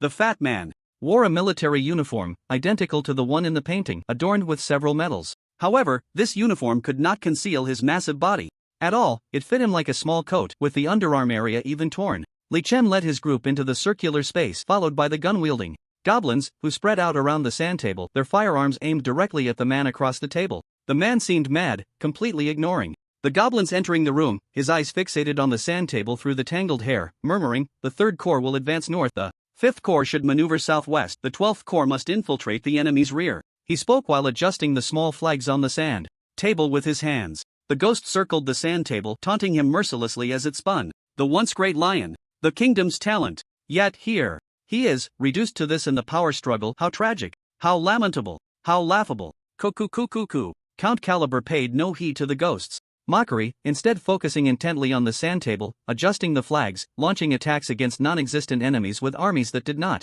exist. The ghost flashed a mischievous smile at Li Chen, floated to the top of the sand table, and pointed at a certain spot, exclaiming, "Marshal! Trouble! The enemy is attacking from this direction, Marshal. What should we do?" This voice seemed to awaken Count Caliber from his stupor, and he roared at the spot the ghost was pointing to. "Send the third corps over. The third corps is seasoned heavy infantry. They will crush all enemies." Count Caliber pulled up a flag and planted it at the ghost's indicated position. The ghost continued to shout, "Praise you, Marshal. You have defeated the enemy, but they are attacking from this direction again." The ghost pointed to another direction. "What? Two-pronged attack. Despicable scoundrels. Quickly send the 12th corps over. They are light cavalry with excellent maneuverability. They will surely save the day." "Marshal, your command skills have saved us, but new enemies are attacking from this, and this direction." The ghost was like a malicious villain, playing a wargame with a madman who truly believed he was a marshal, beginning to command troops in the void. Li Chen watched this scene with cold eyes, feeling it was both magical and pitiful. Under the ghost's guidance, Count Caliber was having a great time, sending his army to the north, then pulling it to the south, finishing off the west, and then launching a surprise attack on the east. Finally, the ghost let out a cry of astonishment. "Marshal, you have defeated all the enemies. You have unified the 4 human nations, a feat only the hero King Donovan Acusisathos Resamond could achieve. You have matched him. No, you have surpassed the hero king. The ministers request you to ascend the throne, your majesty." "Your majesty." Count Caliber's eyes turned blood red, his face twisted as he pounded the sand table, roaring madly, "Yes, I shall ascend. Issue my command. From now on I am the overlord of the 4 nations. Anyone who disagrees shall be killed." "Your majesty, you have successfully reached the pinnacle of power. The white dove has been released, petals have been scattered, and the people are shouting your name. They are singing praises to the new king." Count Caliber laughed heartily, looking at the sand table as if a monarch surveying his kingdom. But the ghost's voice of praise suddenly turned fearful. "Oh my god, your majesty, the orcs have launched an attack. They want to kill us and plunder our wealth. What should we do?" Count Caliber's expression changed dramatically as he roared loudly, "My legion, send my legion over." "Not good, your majesty. The dwarves have also launched an attack. They want to occupy our rich territory. My legion can handle it. Can handle it, your majesty. National crisis. National crisis. The elves question your legitimacy and have launched an attack against you. I can handle it. Can handle it." Count Caliber pulled up a bunch of flags and pushed them to the location where the enemies were coming, then pulled up the flags again and threw them in front of another group of enemies. Because the sand table was large, Count Caliber couldn't reach some positions, so he simply climbed onto the sand table, running back and forth, personally leading the troops on an expedition. Sweating profusely, finally, the ghost shouted, "Your majesty, you have successfully defeated all enemies, unified the whole world." I unified the whole world? Your majesty, you have left a bold mark in history. Future generations will never surpass you. Goo ha ha ha ha. Your majesty, bards are singing your deeds. You will become a household name. Good. Give me generous rewards. Your majesty, the elven queen wants to marry you. Ha ha ha. Approved. Let her be my queen. Your majesty, people plan to erect a statue of you. In gold. Very good. Gather all the gold in the country for me. The room was filled with the loud shouts of the 2, twisted emotions saturating the air. Count Caliber was excited to the extreme, even bursting a blood vessel in his eye from excessive excitement, shedding blood tears. But this was not the end of the madness. The ghost, toying with human hearts, pushed the insanity to its peak. Your majesty, your achievements are unprecedented and will never be repeated. All praises in the world cannot express your merits, so the gods intend to reward you. Count Calibur's body tensed up. What? What will they reward me with? They will reward you. Speak, speak. What will they reward me with? Hurry up, or it will be a death sentence. I will kill everyone related to you. Speak. I reward you. The ghost pointed at the ceiling, as if deities were gathering there. I reward you to become a deity. Boom. Count Cali's mind felt like it had exploded. He trembled violently, like an epileptic, even losing control due to overwhelming excitement. Blood gushed from the corners of his eyes, foam spilled from his mouth, and his gaze fixated on the marble ceiling, as if he could see the gods coming to take him. In this state, Li Chen unconsciously looked up, confirming that there was only marble above. The frantic screams of one man and one ghost ceased, and the air fell into silence, as if this madness had come to an end. The ghost's floating form slowly descended, his eyes filled with mockery and malice, his translucent lips pressed against Count Cali's ear. It's just a pity that all of this is merely your fantasy before death. Count Cali's pupils shrank to the size of pinheads, and he stiffly turned to look at the ghost, his face a mask of horror. You said, what? Cuckoo, the ghost pointed at Li Chen. Count Cali, you are about to die. Cuckoo. Count Cali turned to Li Chen and suddenly realized he was surrounded by a group of goblins. Ah, who are you? Goblins? Where did these monsters come from? Guards. The guy was so scared he fell back onto the sand table, which made a loud thud, and some pieces were knocked flying. Guards. There are monsters here. Come over and kill these monsters. He tried to draw his sword, but he had a ghost of a sword. The sword belt had long been discarded somewhere due to his obesity. He rolled under the sand table, took down a decorative bow and arrow from the wall, and attempted to draw the bow. Li Chen raised his hand cannon. Enough. A twisted performance, truly undignified. Kill him. Bang. The musket goblins brought everything from the basement to the surface: books, boxes of gold, various vessels, strange magical materials, all dazzling to behold. Especially the gold, in vast quantities, dozens of boxes, sparkling in the sunlight. 2 musket goblins carried a stretcher and placed it beside the box of gold. On the stretcher lay a cheetah dancer and her child, the severely disfigured goblin. This goblin was on the surface for the first time. He looked up at the sun and asked, "Mom, what is that?" The cheetah dancer tilted her head, squinting slightly at the sky. "That is the sun." "Mom, what is the sun?" "The sun is something that makes people feel warm." In the distance, Li Chen looked at the pile of treasures, biting his lip, desperately suppressing his ecstasy, which caused his face to wrinkle like a chrysanthemum. Miss Hannah beside him thought he was excited about the large haul of gold, but Li Chen's gaze never left the cheetah dancer and her child. Li Chen felt he had found the greatest treasure of this battle. This treasure proved that goblins could also have love. Having taken over the governor's mansion, Li Chen completely controlled Poloya, bringing this 2-day battle to an end. A system prompt sounded in Li Chen's ear. You have achieved victory. Total enemies killed 4,507 enemies killed, 825 enemies captured, none either killed cleanly or released. Total casualties 68 Arside casualties, 12 loot obtained, Grain X 1289. Dinars obtained, 150,000. You have become the new master of Poloya. Please choose your attitude towards Poloya: forgive, plunder, destroy. Li Chen directly clicked on forgive. If he dared to click on plunder, the 150,000 people of Poloya would tear him apart. At that time, daring to plunder Insen Fortress was because it was the private property of the nobility, so you could do as you pleased. But Poloya had so many civilians, if you dared to plunder, the iron fists of your worker grandfathers and farmer grandfathers would be much fiercer than those of the brave. After choosing forgiveness, a flurry of notifications about increased favorability popped up in Li Chen's ears, especially the favorability of the commoners in Baroya, which increased by a whopping plus 25. Li Chen clicked on the detailed notification: killing Count Caliber plus 10, extinguishing the fire plus 5, forgiving the prisoners of war plus 5, forgiving the town plus 5. Li Chen clicked his tongue in amazement. If he weren't a goblin, he felt that if he walked down the street, someone would say he looked cold and offer him a yellow robe. He opened the soldier management system, and almost all the soldiers had leveled up.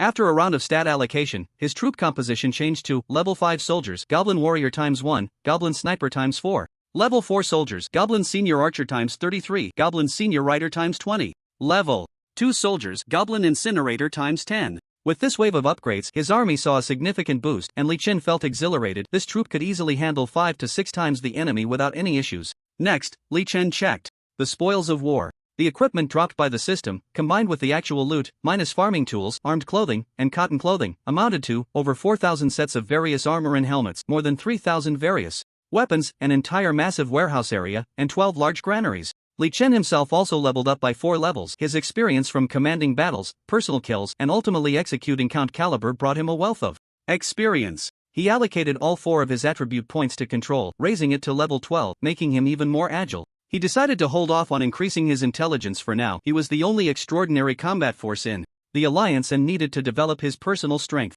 Otherwise, when the catgirl arrived, he would really end up as sashimi. Additionally, this battle earned him a significant amount of system prestige, which could increase his family level. His family level upgraded from 2 to 3, granting him 30 system soldier slots, raising the number of system soldiers to 110. Li Chen immediately recruited a few outstanding achievers from the troops to fill his ranks. After finishing these enhancements in one go, Li Chen felt refreshed. He was now the Lord of Baroya, and the resources in the city allowed him to complete his initial accumulation. As long as he could steadily digest these resources, his tribe could directly increase its population by 50,000 to 100,000. Just think of how many 100-person villages could be established and how much land could be cultivated. The alliance would become incredibly powerful as a result. But the current problem was how to transport these goods back to the alliance. Li Chen only had over 900 people, and he couldn't even fully control Baroya, let alone transport such a massive amount of resources. Li Chen was in a dilemma. What should he do? Suddenly, he remembered the goblin's rapid reproduction trait and slapped himself.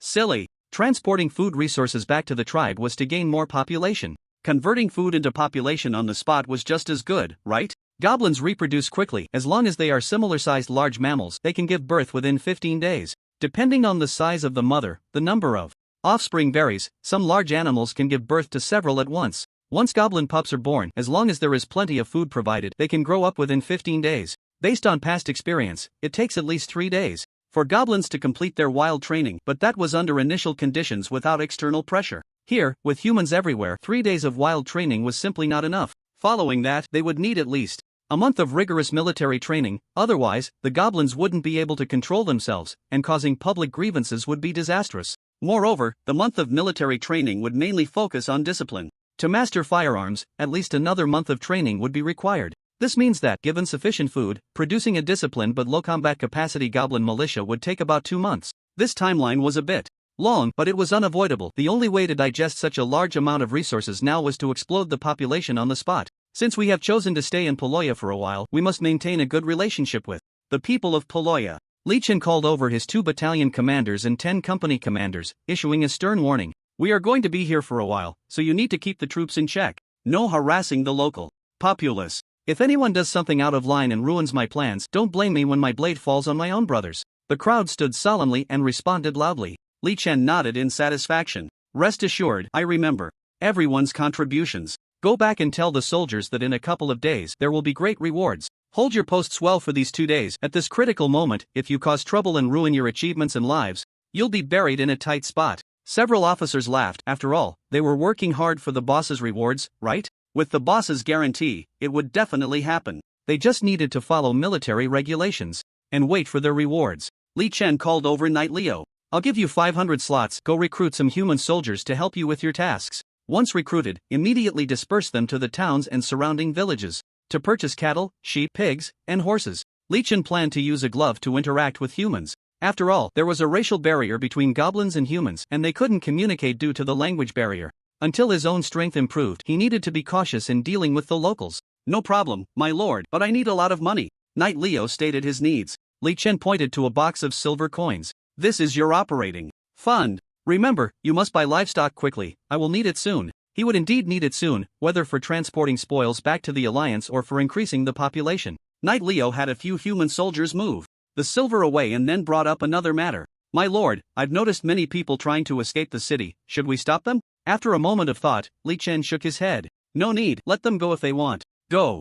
Tell the soldiers at the city gate to let everyone out, but no one is allowed back in. Li Chen was here for plunder, clearly targeting the nobility. If the commoners wanted to leave, so be it. He wouldn't make things difficult for anyone. However, how many could actually leave? In this era of low productivity, ordinary people relied on their small plots of land to survive. If they truly left, they wouldn't be able to make a living elsewhere. Those who could leave were mostly capable but unstable elements. Their departure would benefit the security within the city. Knight Leo went off to handle his tasks, and the troops settled down. Li Chen divided the soldiers into 2 groups, with one part stationed at the eastern city wall, guarding the east gate, which was their escape route. 2 cannons were also mounted on the wall. The remaining soldiers were stationed in the governor's mansion, which had walls and was essentially a huge castle, making it very safe for the soldiers inside. After repeatedly warning against disturbing the locals, Li Chen moved into the governor's mansion with great fanfare. The mansion had a huge bathhouse, surrounded by exquisitely carved statues of men and women. Li Chen had someone heat water, then took off his heavy armor and stepped into the steaming pool, letting out a refreshing sigh.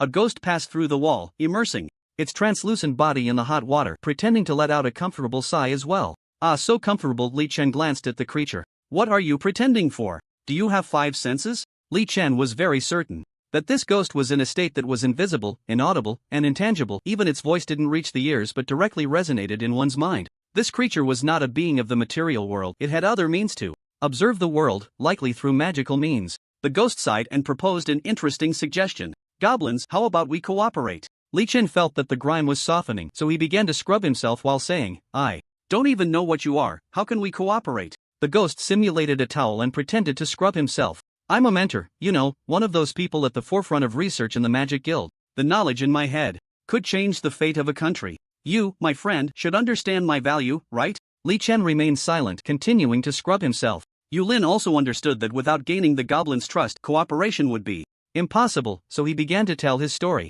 The ghost, named Zihayton, was the son of a farmer born and raised under the Magic Guild. The purpose of families like his was to farm for the Magic Guild, providing resources and manpower.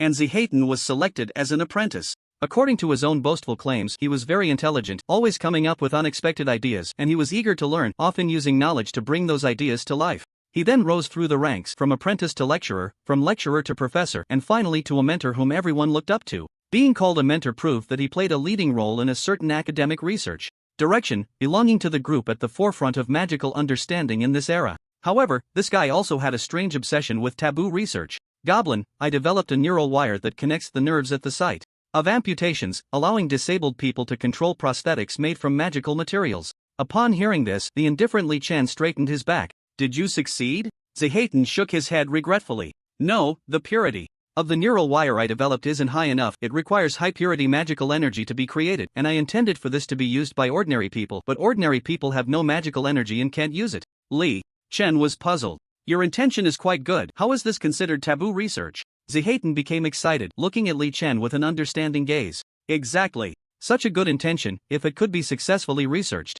How many people could it benefit? But they refuse to allow amputations for live research. They won't even agree to that. Li Chen's eyes widened, feeling as if there was something wrong with his ears. Dude, are you even speaking human language? Seeing Li Chen's expression, Zihayton became furious. You're just like them. I thought you understood me. You're as vulgar as they are, lacking the courage to dedicate yourself to research. Li Chen's face darkened. Are you an idiot? You want to chop off people's limbs and then say they have no spirit of contribution? If you have such a spirit of contribution, why don't you use yourself as the material? Zihayton puffed out his skeletal chest, looking proud. Who says I haven't used myself for research? Look at me now, isn't this the result of my research? After about 10 minutes, under the guidance of the ghost Zihayton, Li Chen found the entrance to the 3rd underground level of the governor's mansion, where he discovered a vast magical laboratory. In a glass dish, he found Zihayton's physical body, submerged in an unknown liquid filled with tubes, and covered in a multitude of magical runes. Zihayton's soul floated in front of his physical body, looking at himself through the glass with a complex expression. I am dedicated to researching the boundary between human life and death. Those vulgar people think I am touching the realm of the divine, calling it taboo research, refusing to support me, and destroying my laboratory. So I will research it myself. I came to the province of Halion, far from the Magic Guild, found Count Callie, and asked him to fund my research. Perhaps he thought I was as crazy as he was, being of the same kind, and he actually agreed. Now you see, my research has succeeded.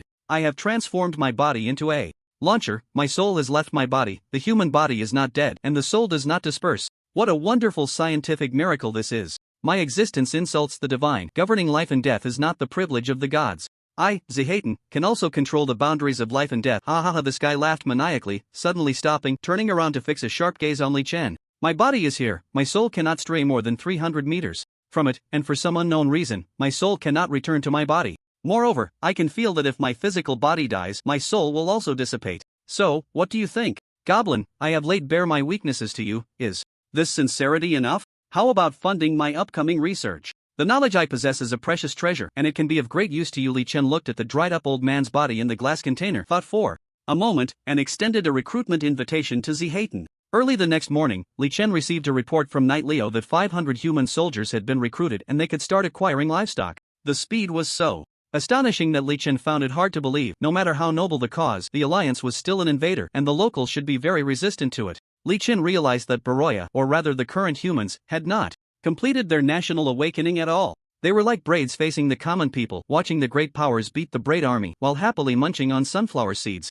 This made Li Chen seriously consider whether he should just stay, develop Baraya as the core territory. This thought stirred Li Chen's heart. As long as he implemented a few policies benefiting the people and increased the civilian goodwill provided by the system, it was not impossible. But by the afternoon, a goblin scouting around returned to report that they had discovered the reconnaissance troops of other lords nearby. This made Li Chen realize that whether he could stay was not up to him. The Greenfield province still had hundreds of nobles. If they wanted to, raising tens of thousands of troops would be no problem. Moreover, the kingdom of Sassos had 11 other provinces currently engaged in a world war with a regular army of Sassos on the front lines. If they came to their senses and decided to eliminate him, mobilizing a regular army over would force him to leave. He could only hasten the collection of large livestock, quickly amass troops, and assess the situation when the enemy army arrived, deciding whether to fight or retreat. A few days later, Knight Leo's security forces acquired nearly 1,000 livestock and they could now implement rewards. The punitive troops gathered at the governor's office. Parade ground, soldiers standing in formation, each one looking intently at Li Chen.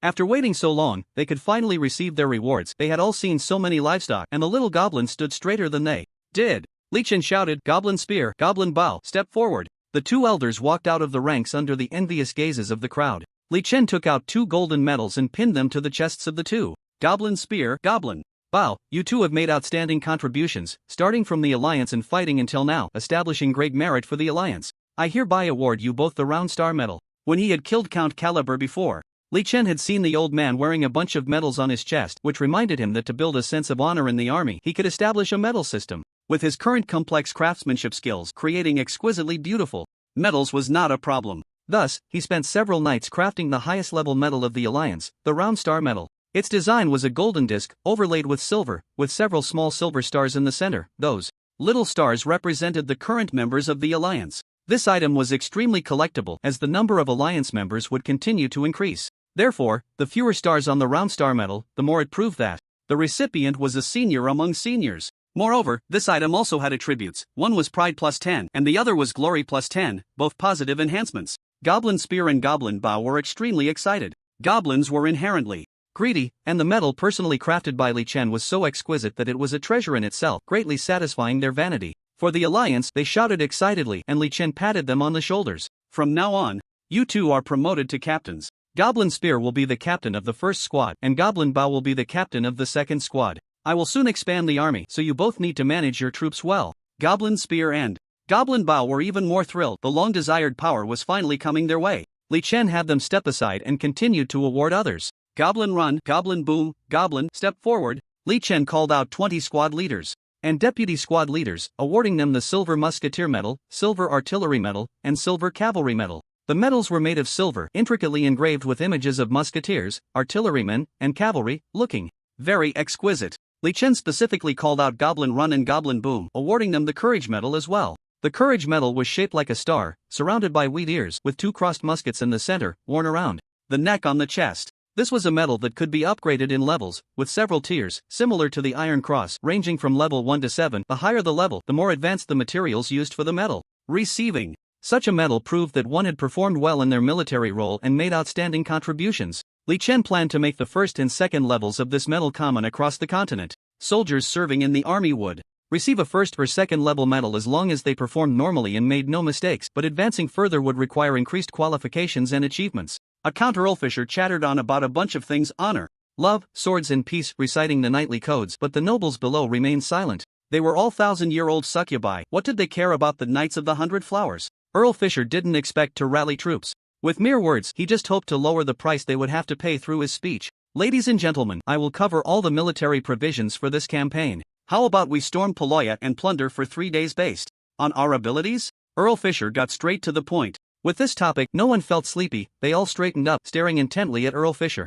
Poloya was the wealthiest town in the province of Halgreen, boasting a massive population of 150,000 and serving as Halgreen's commercial center. If they could plunder for 3 days and nights, the wealth gained would surpass that of 10 years of farming. The lords began to smile broadly, exchanging words about the military forces they could mobilize. In the end, piecing together their resources, nearly 100 lords could muster 80,000 troops, gathering from 4 directions, led by their respective lords to attack Poloya. However, this would have to wait until Earlfisher's supplies arrived and the troops were assembled, which would likely take a few months. Returning to Poloya, a month had passed, and the first batch of newborn goblins numbered 2,000. These goblins, having undergone initial wildness training, were not yet fully matured. They had just gained the ability to walk upright when they were taken by officers for military training. These newly born goblins, still unaware of their situation, quickly learned what the iron fist of the Alliance's order meant. Those who disobeyed the officers faced the military baton. Those who couldn't maintain their military posture faced the baton. Those who slacked off or made mistakes faced the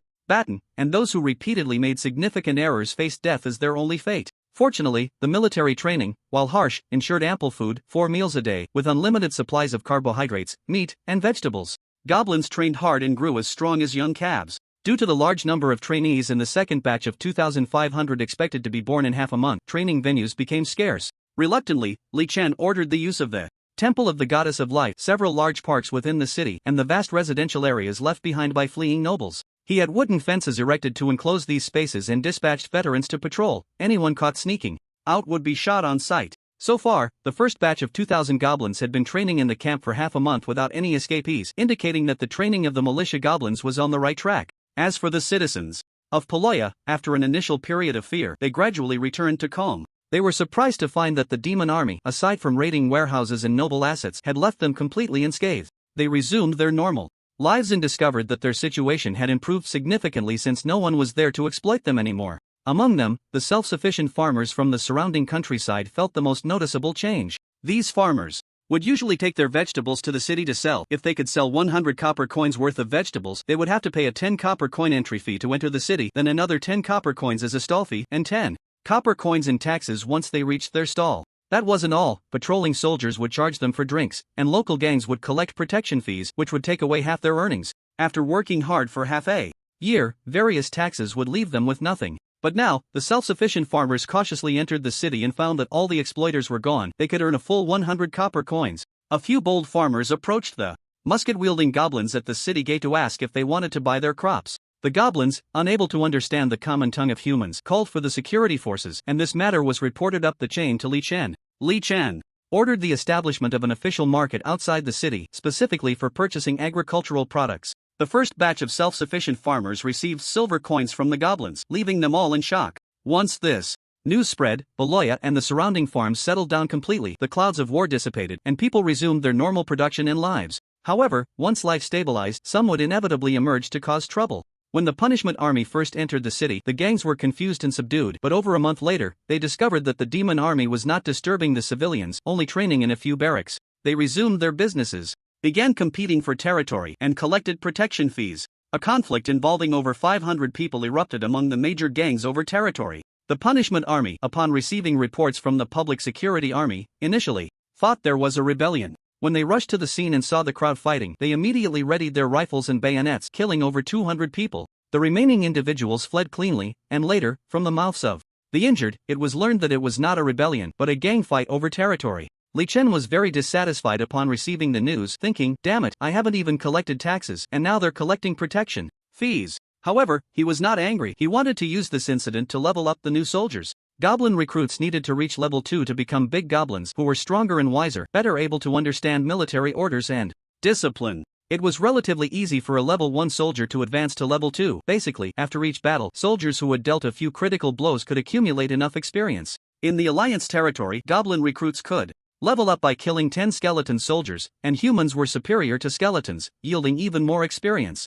Li Chen called over Knight Leo to ask, "Now that the work of the public security army has expanded, tell me, how many gangs are there in the city? Where are they located?" Knight Leo nodded in response. "My lord, I was just looking for a time to report this to you. There are gangs on almost every street in Beloya. These gangs used to serve the nobles, but now they operate independently. At the beginning of the war, they lay low, but now they have emerged from the sewers, and almost every day there are private fights, leading to extreme chaos in the city's security. Many of the public security army were recruited from the slums, and they know the locations of the gang hideouts. Very well, gather your public security army and come with me to eliminate the gangs." Li Chen opened the soldier management interface, deployed the 110 soldiers he had with him to the garrison in Beloya, and then recruited 110 goblin recruits. He also assembled 400 goblin recruits and 200 veteran soldiers from the punishment army, and this formidable force marched towards the gang's hideout. The troops ran quickly through the streets, with pedestrians dodging to the sides, watching the monstrous army in fear, unsure of their intentions.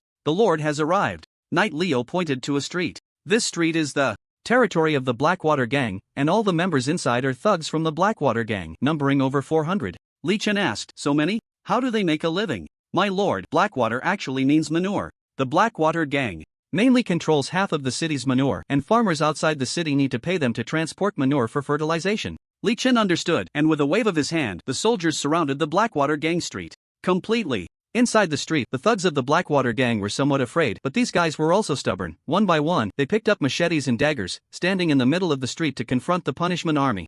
A middle-aged man with a scarred face and a burly build stepped forward, wearing a fake smile and holding a box containing 100 silver coins. He thought it was a lack of tribute that prompted the demon army to come, and he wanted to exchange pleasantries and settle the matter with money. But Li Chen wanted lives, not money. He used the battlefield command system to control the 110 goblin recruits and charged directly forward. The 110 goblin recruits were clad in chainmail, wearing helmets, and wielding short spears, each shouting as they charged forward to stab, the sacred F2 connecting them. The members of the Blackwater gang changed color in shock. Why did this group of monsters attack without warning? What to do? Fight or flee? As the gangsters were at a loss, the 110 howling goblin recruits had already rushed in, thrusting their spears forward, directly taking the life of a Blackwater thug. In an instant, the two sides were entangled in a chaotic melee, the streets filled with wails. These thugs, who were bullies against the weak but cowards against the strong, dared not fight back and began to flee. They had no armor, and with each thrust of the short spear, one fell silent, lacking the courage to resist. The goblin recruits chased after the members of the Blackwater gang, slaughtering them indiscriminately, while the gangsters screamed and ran, bodies strewn across the streets.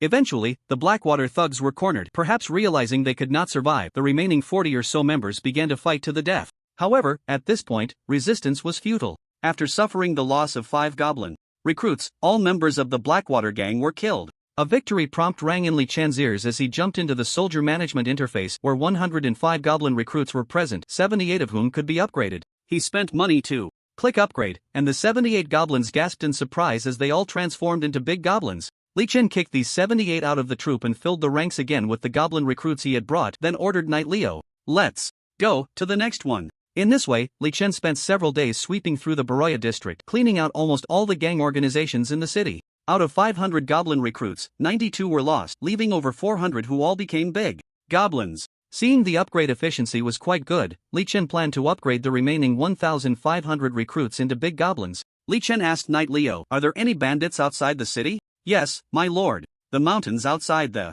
city are rife with banditry, with some bandits claiming the hills as their own, and their strongholds are quite large, relying on the terrain, making it difficult for the noble guards to take them down." "Very well, lead the way. We will go out of the city to exterminate the bandits." Li Chen led his troops out of the city in a grand manner, charging into the mountains, directly blasting open the bandit strongholds with artillery, sending in batches of system recruits to fight the bandits. After half a month, dozens of bandit groups in the mountainous areas around Baroya were completely wiped out. With 2,000 goblin recruits, after losing 389, nearly 900 transformed into big goblins, resulting in a terrifying leap in troop quality. Big goblins had better physical abilities than human soldiers, and when equipped with the plate armor left by the Baroya garrison, they transformed into heavy infantry. As long as they followed the rules and underwent disciplined training, bringing them to the battlefield would create a terrifying fighting force. After most of the first batch of recruits became big goblins, the second batch of over 2,500 goblin recruits was born and entered military training, prompting Li Chen to think of ways to find monsters to farm.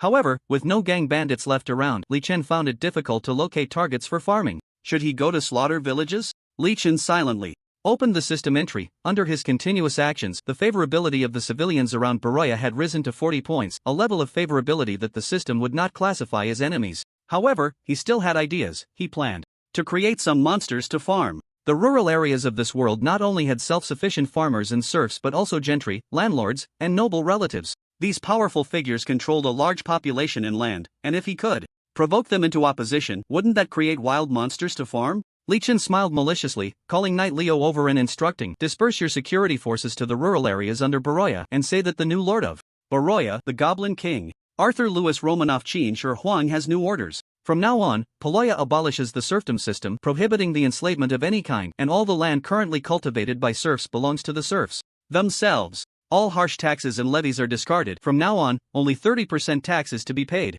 Intelligent beings are born equal. No one is anyone else's slave. Perhaps individual abilities may lead to different social statuses, but everyone should equally possess freedom. Go forth, let freedom fly to every corner of Baroya. My lord." Knight Leo was so moved he could hardly speak. In his eyes, this was a manifestation of Li Chen's noble character. Only a saint would give up land and slaves. Grateful, Knight Leo went off to carry out his duties while Li Chen prepared for war. Since ancient times, touching the land of the landlords meant taking their lives. Li Chen believed that with this decree, a pile of red experience packs would appear on the map. This decree would also intensify the conflict between the gentry and the serfs, preventing the gentry from coercing the common people to act against him. In short, the sky over Poloya was about to change. The security forces were a temporary troop recruited by Knight Leo from the slums. Those living in the slums were all unfortunate souls, just a step away from selling themselves into serfdom. Many of their shanties had been burned down by the nobles' personal guards, leaving them unable to survive. With no other choice, they could only join the security forces to receive a military salary.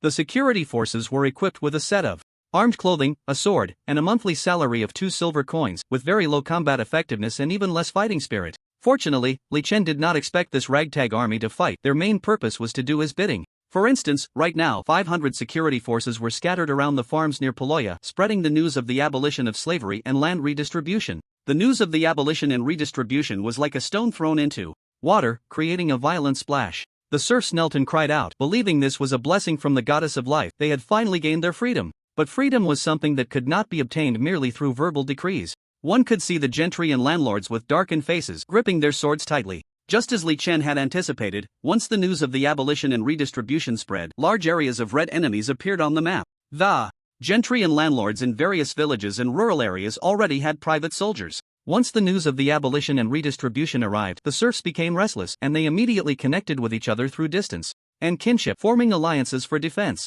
Often, 4 or 5 landlords could muster 100 to 300 soldiers, of which 30% were personal guards equipped with leather armor and swords. The rest were self-employed farmers hired with money, equipped with armed clothing and farming tools, and those doing well could even be given spears. Once these armed groups organized, they would loiter around the serfs every day. The gentry warned them that the so-called abolition and redistribution was merely a chaotic scheme by the demon army to disrupt the state. Anyone who dared to take it seriously would find their swords falling upon them in rebellion. After all, the gentry were the ones wielding power. In this era, and under their mutual connections, the serfs truly did not dare to act recklessly. Especially after they killed a few unruly serfs, everything returned to calm. The gentry loathed the demon army for daring to issue such a malicious decree, allowing their serfs to entertain wild thoughts. Such demons must be eradicated. However, the gentry were also aware of their own limitations. Their troops could handle the serfs, but dealing with the demon army that had taken Poloya would be like delivering vegetables. Therefore, the gentry planned to request soldiers from other great nobles to eliminate the demon army ravaging Poloya. Then they received uplifting news. Count Fisher had organized a punitive army, and once the military supplies were in place, it would be time for the army to march. The gentry were overjoyed, each gathering food in anticipation of the royal army's arrival. However, before the royal army could come, the demon army arrived first. Li Chen had deliberately given the gentry a week to recruit soldiers. Now it was time to deploy and close the net. He led 500 security troops, 1,000 goblin recruits waiting for upgrades, and 300 veteran soldiers from the punitive army to form a mixed unit, charging towards the farms surrounding Beroya. At the nearest farm to Beroya, several landowning gentry were drinking and laughing, when one of them slammed his fist on the table. Damn it! Those cursed monsters, what the hell are they doing with their abolition of slavery and land redistribution? My serfs aren't even focused on farming anymore. The yield is definitely going to suffer. This remark resonated with everyone, and another landowner cursed in anger. At first, we thought the demon army had killed that Count Caliber and left us unharmed, which was fine, but now it seems that these monsters must be exterminated. TMD. My serfs look at me differently. Now, some even openly discuss abolishing slavery and land redistribution. What do you mean by redistributing my land? I had to kill a dozen of them just to quiet them down. Spit. The group erupted in a flurry of curses, venting their frustrations. Ha! Just wait, Count Fisher's army has been fully organized, and it won't be long before the supplies arrive and they set off. Kiki, by then, the demon army will be nothing but a bunch of clay chickens. Laughter erupted among them. When Count Fisher's army arrived, they would join in with their own troops and supplies, and surely they could get a share of the spoils. They had heard rumors that when the army breached the city, they could plunder for 3 days, and everyone's pockets would be filled. As the landowning gentry fantasized about the glorious times after the city was breached, a soldier suddenly burst into the hall. Gentlemen, it's bad. The demon army is coming. The landowners were startled and quickly inquired how many had come. Over 100, all small goblins, wearing chainmail and helmets, armed with spears. Upon hearing there were only a little over 100, the landowners breathed a sigh of relief. Such a small number of enemies, and they were just small goblins, even with armor. What could they do? The farm had 300 soldiers. The farm owner laughed heartily and drew his long sword. Everyone, the enemy is here, let's go deal with them. The landowners gathered their 300 private soldiers and surged outside the farm, intending to wipe out the invading demon army in one go. Li Chen saw the enemy emerge from the farm and ordered his troops to halt, forming ranks to prepare for battle. He only brought 110 system soldiers and 10 company commanders to hold the line, keeping the larger force hidden in the forest behind him, fearing that revealing them would scare off the enemy. The landowners, accompanied by their private soldiers, saw that the enemy was indeed just over 100 goblins, and they all laughed out loud. These small goblins, like little potatoes, wearing armor and helmets, so what? Adult humans had the advantage in strength, and their numbers were still 3 times that of the enemy. The advantage was on their side. The leader of the landowners rode a horse, and as he looked at the armor and weapons on the goblins, a greedy light shone in his eyes. These weapons were all shiny silver coins, each could be sold for over 30 silver coins. Charge! Kill them all! For every enemy killed, reward 1 silver coin. Upon hearing that there was a reward for killing goblins, the private soldiers became excited, and under the landowners' shouts, they formed ranks and advanced orderly. Li Chen switched to the battlefield command system, dragging the goblin recruit formation closer to the enemy. Among the 110 goblin recruits, 10 company commanders held hand cannons in their hands. Just as the two sides were about to collide, Li Chen took a firearm from his back, aiming at the landowner leader on his tall horse. The distance was less than 50 meters. Li Chen pulled the trigger, and with a bang, the gun fired, and the landowner leader let out a scream as he fell to the ground, dead. The private soldiers were bewildered by what had happened, causing a moment of chaos. And Li Chen seized the opportunity to push his troops forward. The troops charged, and before engaging the enemy, the 10 company commanders raised their hand cannons, lowering the barrels to aim at the enemy's legs, and fired. Boom, boom, boom! A barrage of buckshot erupted, sweeping through the formation of 300 men, exploding a cloud of blood mist from their lower limbs. The private soldiers fell down in droves, their legs or lower abdomens shattered by buckshot, each one screaming in agony, and the formation broke apart. Charge! Kill them all! Kill them all! The squad leaders, having fired their hand cannons, stepped aside. They were not system soldiers and could not absorb experience, disrupt the enemy lines, or reduce their own casualties, so they became overseers instead. The goblin recruits howled as they charged, stabbing the fallen private soldiers with their spears. These goblins were ferocious, and with each thrust of their spears, the private soldiers were brutally harvested. The noble private soldiers swung their weapons, but the chainmail and helmets provided considerable defense, making it not so easy to kill the little potato-like goblins. The goblin recruits, undaunted by death, quickly killed dozens of private soldiers. The landlord leader was taken out at the start, and the private soldiers had already taken 10 rounds of ammunition. Their morale shattered, and they lost the will to fight, each one dropping their weapons and fleeing towards the farm. But 20 mounted spiders had somehow circled around behind them, cutting off their escape route. Although the 20 cavalrymen were no longer bound by the system, they had been together with the mounted spiders for so long that they could understand each other. Under the control of the goblin riders, the mounted spiders pierced the thighs of the private soldiers with their forelimbs or simply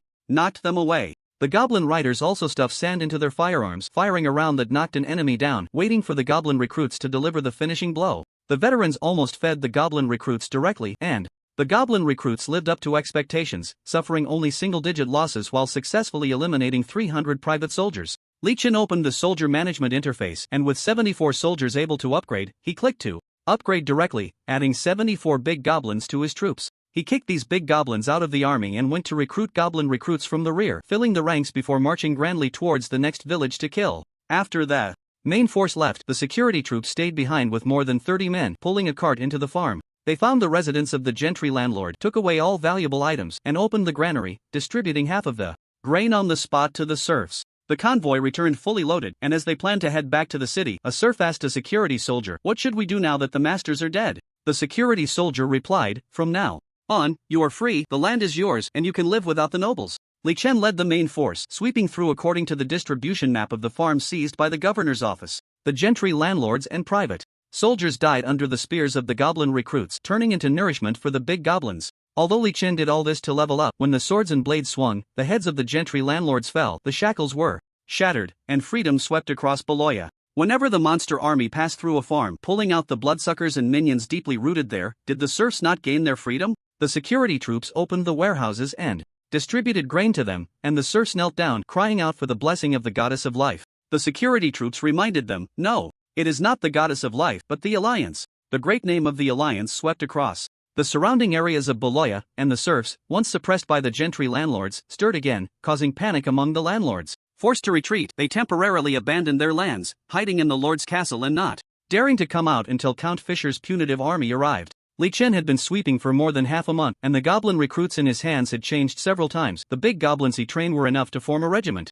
He sent the big goblins back to the military camp for training, received a new batch of 1,000 goblin recruits, and planned to continue leveling up. But the gentry landlords had all run into the castle, and with no monsters left to farm, he had no choice but to send the artillery out of the city to bombard the lord's castle. Boom! Boom! Boom! A series of cannon fire erupted, and the gate of a castle west of Beloya was blown open, with the goblin musketeers shouting as they charged inside. They shot at the legs or abdomen of the enemies, knocking them down to the ground. Li Chen took the opportunity to push the system's soldiers forward, letting them engage in battle to level up. After so long of grinding levels, Li Chen had roughly figured out that each goblin recruit could level up after defeating 3 to 4 enemies. Therefore, he ordered the system soldiers to personally take down 4 enemies in each battle and then immediately retreat from the castle. The system soldiers followed Li Chen's instructions, charging in for a chaotic kill and then retreating under the cover of the veterans. After that, Li Chen led the system soldiers far away until the system determined they had disengaged from combat. Once they exited the settlement screen, he clicked to upgrade, turning all the recruits into big goblins, kicking them out of the army, recruiting a new batch, and charging back into the castle to kill enemies. The lord inside the castle, seeing his stronghold breached, was already in despair, but when the enemies inexplicably retreated, he reignited his hope. The lord wanted to gather his troops to block the city gate, but the enemies charged back in with a ghostly shout, smashing through his assembled forces, leaving him in a state of confusion. We surrender, the lord shouted from the city wall, and Li Chen shot him dead with a gun. Surrender my ass. I don't accept surrenders, kill. Another new group of 110 recruits charged into the castle, unleashing a new round of chaos. After 3 waves of attacks back and forth, all the enemies in the castle were wiped out, and Li Chen gained 345 big goblins in one go. Li Chen led his men into the castle, where the troops began to cook and count their spoils, while a dying landlord on the ground cursed Li Chen viciously. Dirty goblin. You think you're so arrogant. You think you're so proud. It won't be long before Lord Fisher's army completely destroys you, killing all the monsters and rebellious serfs together. Ha ha ha ha. Li Chen didn't even glance at him, walking straight into the lord's hall, where the goblin archer behind him casually shot, blowing the guy's head off. Entering the lord's hall, Li Chen sat on the lord's throne, deep in thought. This castle was the 10th lord's castle he had taken down, against the attacks of cannons and gunpowder. The lord's castles were utterly defenseless, all reduced to experience points. But that was all there was to it. All the bandits, gentry, and lords in the vicinity had been wiped out by him, and he had no place left to grind levels. After killing so many lords, Li Chen learned one thing: a certain Count Fisher had organized an army of 80,000, preparing to attack Beroya in a little over a month. This was a big problem, giving Li Chen a headache as he began to count his troops. Elite firearms troops, 900, cannons, 4, cavalry, 20. Big goblin troops, 2,500, all the result of training during this time, all equipped with heavy plate armor, capable of forming a heavy infantry of 2,500 men. Plus, they were all battle-hardened, making their combat power quite considerable. The 3,000 goblin recruits currently undergoing military training had little combat power for now, but if trained for a month, they could barely be sent to the front lines before the enemy's army arrived. The goblins expected to be produced were around 2,000. When the enemy came, these goblins would just be growing into adult goblins, likely with no combat power.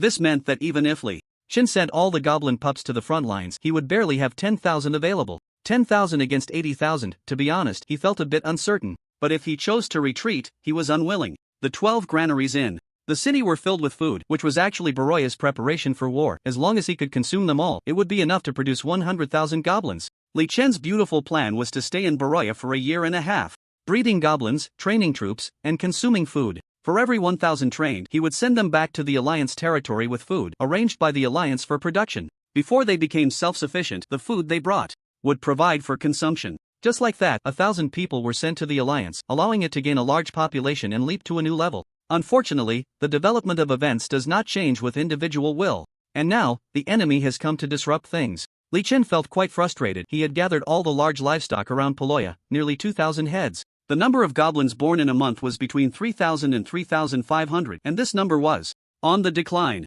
Because Li Chen urgently needed population, he disregarded the health of the livestock, leading to a continuous breeding that resulted in a large number of livestock deaths. He was now converting the immobile food into mobile goblins, but this conversion ability was insufficient. Sir, it's time to eat. Just as Li Chen was feeling a headache, Goblin Spear brought a huge silver platter and placed it in front of him. On the silver platter was a large piece of pork chop, several pieces of toasted bread, and a variety of fresh vegetables. Goblin Spear poured a large cup of wine for Li Chen, then carefully exited the hall and closed the door without making a sound. He had been with Li Chen for so long that he knew not to disturb the boss when he was deep in thought, as the boss was contemplating the future of the Alliance. Li Chen looked at the incredibly sumptuous lunch before him and clenched his fists. We can't retreat. There won't be another opportunity like this in the future. Right now, while the fighting is happening outside, the main forces of the Greenfield province have been diverted to other fronts. If we can't digest the fruits of victory this time, and the Kingdom of Sassos reacts by pulling back their troops to defend, I won't be able to fight back. After this battle, the Alliance has already entered the sights of the Kingdom of Sassos. They realize that the monster forest is not safe. There are forces within that can threaten them, and the Kingdom of Sassos will definitely send troops to stir things up. The Alliance's development has hit a bottleneck. If we can't consume this food to gain enough population, when the Kingdom of Sassos' army arrives, the Alliance will have no soldiers to resist. Li Chen suddenly realized that if he didn't absorb this food to strengthen himself now, within a year or two, the Kingdom of Sassos would pull regular troops back from the front lines to defend and launch an attack on the Alliance, which could lead to its destruction. We can't retreat. Retreating now would also mean death in the future. We must fight the enemy to the death. If we win, we secure a future for the Alliance and firmly establish ourselves in the monster forest. Li Chen was determined to fight this battle. Although the enemy had a formidable army of 80,000, he was fortunate to have the cavalry and hacking system. Now he had at least more than a month to prepare in advance with the cavalry and hacking system, allowing him to do many things. To deal with the enemy's large army, he needed to improve the quality of his troops. Li Chen felt that the quality of his troops was too low. With too many new goblins and poor organization, he needed to upgrade them all to big goblins. There were no wild monsters left to farm in the surrounding areas, but fortunately, they had captured 10 castles. According to the game mechanics of Mount and Blade, each castle could garrison 100 to 200 soldiers, and if there were training facilities within the castle, these garrison troops would gradually upgrade. Li Chen immediately stuffed the new goblin recruits into the castles to let them benefit from the training bonuses. The later the enemy arrived, the more elite soldiers would be trained. This was a way to improve soldier quality from the system's perspective, and in reality, Li Chen also launched a large-scale training. The 2,500 big goblins formed the backbone of his forces. He equipped them with the best heavy armor and organized them into heavy infantry. He had these heavy infantry practice combat skills day and night, planning to position them on the city walls and gates to fight the enemy. The remaining new goblins were organized into crossbowmen and spearmen, designated as line fillers. Additionally, it should be mentioned that there was a large military camp in Paloya City, classified by the system as a level 5 military camp, capable of garrisoning 500 system soldiers, which Li Chen had filled to capacity. But these preparations were still not enough. Li Chen felt uncertain, so he began to transfer some important assets. He organized 500 goblin recruits, along with 200 oxen pulling carts, to form a return team. This team carried the disassembled magical title observation device, the equipment from West Hayden's magical laboratory, and a large number of books and documents. The return team was led by Gobu Pao, and when the troops were assembled and ready to depart, Li Chen instructed Gobu Pao, "Send your fastest cavalry to the Alliance to bring back the firearms, gunpowder, and artillery produced by them." Li Chen hoped to receive support from the Alliance's firearms before engaging in battle with the enemy's main forces. "Boss, don't worry, I'll handle this personally. I'll ride 2 spiders and return to the tribe as fast as I can. I will definitely deliver the support before the enemy arrives." Li Chen patted Gobu Pao on the shoulder. "Go ahead, and when you return, it will be time to give you more responsibilities." Gobu Pao left with great excitement. He was now a camp leader, and if he took on more responsibilities, wouldn't he become a regiment leader? After sending off the return team, Li Chen began to consider how to take the initiative.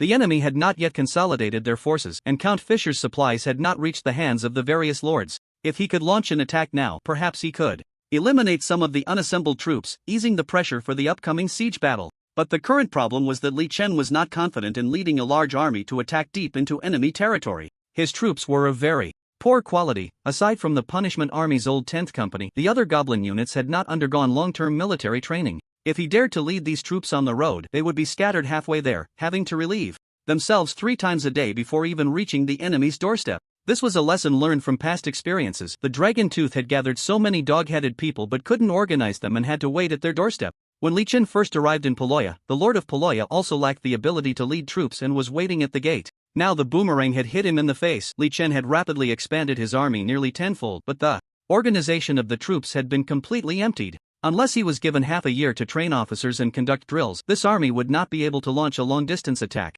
It was not impossible to solve this. He could increase the number of system soldiers among the ordinary soldiers, using the system soldiers who obeyed Li Chen's orders 100% to act as officers and control the ordinary soldiers. But he currently only had a limit of 110 system soldiers, which was not enough. "It's time to become a king," Li Chen muttered to himself. In Mount and Blade 2, as long as a player's family level reaches level 3 or above and occupies a town, they can declare themselves king. After becoming king, one gains their own country, and the number of troops a king can lead increases by 100. After becoming king, the national policy system is also unlocked, which includes a policy called the King's Guard, granting another 100 troops. Additionally, the king can send NPC subordinates to lead troops or directly turn them into lords. Once a lord has their own castle, they can develop independently. In short, as long as he becomes king, Li Chen can gain a large number of system soldier slots with many benefits. A few days later, Li Chen returned to Paloya with his troops, gathering all the forces at the governor's mansion to begin the coronation ceremony. Li Chen stood on the walls of the governor's mansion. With nearly 10,000 goblins arranged in formation below, numerous flags fluttering, and a chilling atmosphere driving away the small fry. Goblin spears, goblin bows, dog-headed shamans, Miss Hannah, and Knight Leo stood solemnly behind Li Chen. Li Chen selected the town of Paloya in his mind, clicked on the governor, and set the dog-headed shaman as the governor of Paloya. He said to the dog-headed shaman, it's time, we should establish our own kingdom. The dog-headed shaman immediately knelt and shouted, my lord is wise. What should we name our kingdom? The dog-headed shaman seemed to be controlled by something, mechanically reciting this line. At the same time, an input box popped up in Li Chen's mind. The name of your country is the Alliance of Intelligent Beings. The dog wizard shouted again. Your Majesty, what culture should the kingdom uphold? Two cultural options sprang to Li Chen's mind. One was the native culture of the goblins, and the other was the culture of the place he now ruled, the Sarsos culture. Li Chen directly chose the goblin native culture. Just as he finished selecting, a special system notification rang in his ears. Ding dong! The Alliance of Intelligent Beings has been established. This country may embark on a new journey or disappear into the tide of history, my lord. Go and create your history. The dog wizard spread his arms and shouted. Great Goblin King, enslaver of all races, scourge of the world, destroyer of gods, the one true master of the magical forest, Arthur Louis Romanoff? Xin Shi Huang. At this great moment, please say something to your warriors. Li Chen stood at the highest point of the city wall, looking down at the perfectly arranged army formations below, various swords, guns, and armor reflecting the sunlight. In the front row were 4 cannons and ogre artillery, followed by 10 small formations of gun-wielding goblins, then a heavy infantry formation of 2,500 big goblins. Further back were formations of goblin recruits with crossbows and spears, and finally, a security force composed of 500 humans. They all gazed at Li Chen, and at that moment, they felt a special power compelling them to look at the person on the city wall. As Li Chen looked at these soldiers, a surge of pride welled up in his heart. After all this time struggling in another world, he had finally raised a force strong enough to shake the world. As the pride surged within him, a series of system notifications rang in his ears. The kingdom of Sarsos declares war on you. The kingdom of Resalmon declares war on you. The kingdom of Akusi declares war on you. The kingdom of Donovan declares war on you. The Elven Empire declares war on you. The Dwarven Kingdom declares war on you. The Orc Alliance declares war on you. At a glance, the world was filled with enemies. But Li Chen was not afraid. Instead, he felt that all these factions were nothing but a bunch of clucking chickens. He looked at the soldiers and spoke in a powerful voice. All goblins, all monsters, all intelligent beings, who have been discriminated against by self-proclaimed superior mainstream races, cursed by the so-called gods who claim to be loving and tolerant. For thousands of years, hypocritical and cunning humans have wrapped themselves in the guise of wisdom, calling us by derogatory names like monsters. Proud and arrogant elves have cloaked themselves in nobility, using vile terms to describe us. The evil and arrogant gods have wrapped themselves in greatness, using discriminatory language like weeds to evaluate us. I attacked a human village. The person who says this will be called a criminal by them. I exterminated a goblin tribe. And the person who says this will be called a hero by them. Why? Why is it that when they attack us, it is called justice, but when we attack them, it is called evil? Why is it that when they assault us, it is called a wise and just victory, but when we retaliate, it is called a cunning and evil ambush? Why is their slaughter of us called the cleansing of evil, while our military counterattacks are called invasions? Why? What is the reason? Before, I was perplexed by this matter, but now I finally understand the reason. It's simple, because they do not fear us. They do not fear us. Because they do not fear us, they call themselves great, wise, and brave intelligent beings. Because they do not fear us, they call us evil, shameless, and vile monsters, referring to us as wild creatures that provide resources for their development. Ever since their gods schemed against our gods in a despicable manner, they have become even more unrestrained. They drape all the beautiful qualities of the world over themselves, while pinning all the vile traits on us. They can commit countless cruel acts against us without a shred of remorse, calling it justice, yet refuse to accept any retaliation from us, labeling it as evil. They define themselves as wise beings with legitimate rights, while excluding us from the ranks of intelligent creatures. Li Chen grew more and more agitated, more and more exhilarated, waving his fists and roaring, his voice carrying so that everyone present could hear him clearly. The old 10th Company of the Punishment Army, who had followed Li Chen from the beginning, wore serious expressions. They were all level 4 or even level 5 soldiers, exceptionally intelligent. and they felt the anger in Li Chen's words. The goblins born in Sarsos felt uneasy. The awakening of national consciousness is inherently unsettling. After all, it transforms them from carefree beasts into social beings. Li Chen's speech. Conti had 2,500 heavily armored goblins engage in combat, then selected the victors to serve as officers, using the system to recruit them, thus allowing him to control a large army. The benefits of claiming kingship didn't stop there. Li Chen found partners in the family management interface. His current partners included Dog Witch, Miss Hannah, Scarlet Queen, and Zihayton. Li Chen was now a level 3 family, able to create 3 independent troops. He appointed Dog Witch, Miss Hannah, and the Soul State Zihayton as troop commanders, allowing them to independently lead a unit and recruit heavily armored goblins nearby to fill their ranks. In Mountain Blade 2, the number of troops an NPC can command is related to their commanding and management skills. Dog Witch had previously been a leader of a tribe with high management and commanding skills, and surprisingly could command 150 troops, but Miss Hannah and Zihayton were quite unfortunate. One could command 65, the other 75. Both were specialized in magical social skills, so it was normal for them to be lacking in other areas. Regardless, this provided Li Chen with nearly 300 system soldiers who could be placed at the front during battle. These fearless system soldiers could easily inspire the courage of other soldiers. Outside the governor's mansion, the 2,500 heavily armored goblins began to fight for power. Once they determined the victor, Li Chen would appoint the winner as a company commander. He planned to reorganize the heavy infantry into 25 companies plus the 10 existing companies of the Punishment Army, totaling 35 companies and 3,500 men, to head north tomorrow and attempt to take down a noble army in one direction. Li Chen led his men towards the city granary, intending to fill the cavalry storage with food, as in reality, the troops carried no supplies and would strike in a rapid deployment. However, after taking a few steps, he was stopped by someone. The severely disfigured goblin, holding his mother, a cheetah dancer, knelt before Li Chen. Your Majesty, he called out, mimicking how those around him addressed Li Chen. It's you. Do you have something to say to me? Li Chen recognized this goblin, the one who made him realize that goblins could also experience love. For this reason, he had arranged for this individual and his mother to stay at the governor's mansion for close observation. However, during this time, he had been leading troops outside to suppress bandits and hadn't observed anything particularly special. The disfigured goblin swallowed hard, his body trembling, a natural instinct of goblin blood towards the strong. Li Chen was the strongest goblin he had ever seen, not only adorned in magnificent armor and weapons but also possessing a social status that crushed him, an existence he could not look directly at. But for the sake of his mother, he bravely voiced his request. Your Majesty, I want to join the Punishment Army. Li Chen was taken aback, not expecting the child to say such a thing. He had arranged for him and his mother to stay at the governor's mansion out of selfishness. The love this goblin displayed had stirred Li Chen's compassion, preventing him from subjecting him to the brutal military training and keeping him close. But who would have thought that this individual would have such high awareness and voluntarily enlist? Have you thought this through? The Alliance's military law is very cruel. Sometimes, even if you don't make a mistake, you could die due to a teammate's foolishness. The disfigured goblin's face was resolute as he held his mother's hand, for the first time looking directly into Li Chen's eyes. Your Majesty, I am certain. I want to enlist. I've watched from behind the fence, and I know I can endure that training. Li Chen asked again, are you really sure? Do you know how precious the choice you have now is to others? He answered very firmly, without a hint of hesitation. Your Majesty, I am sure. I want to join the Punishment Army. I want to uphold the order of the Alliance, and I want to protect my mother. Li Chen looked deeply at this individual. Do you have a name? The disfigured goblin replied, my mother calls me Kanda. Kanda, this word, means little beast in Orcish, similar to how a human mother calls her child little baby.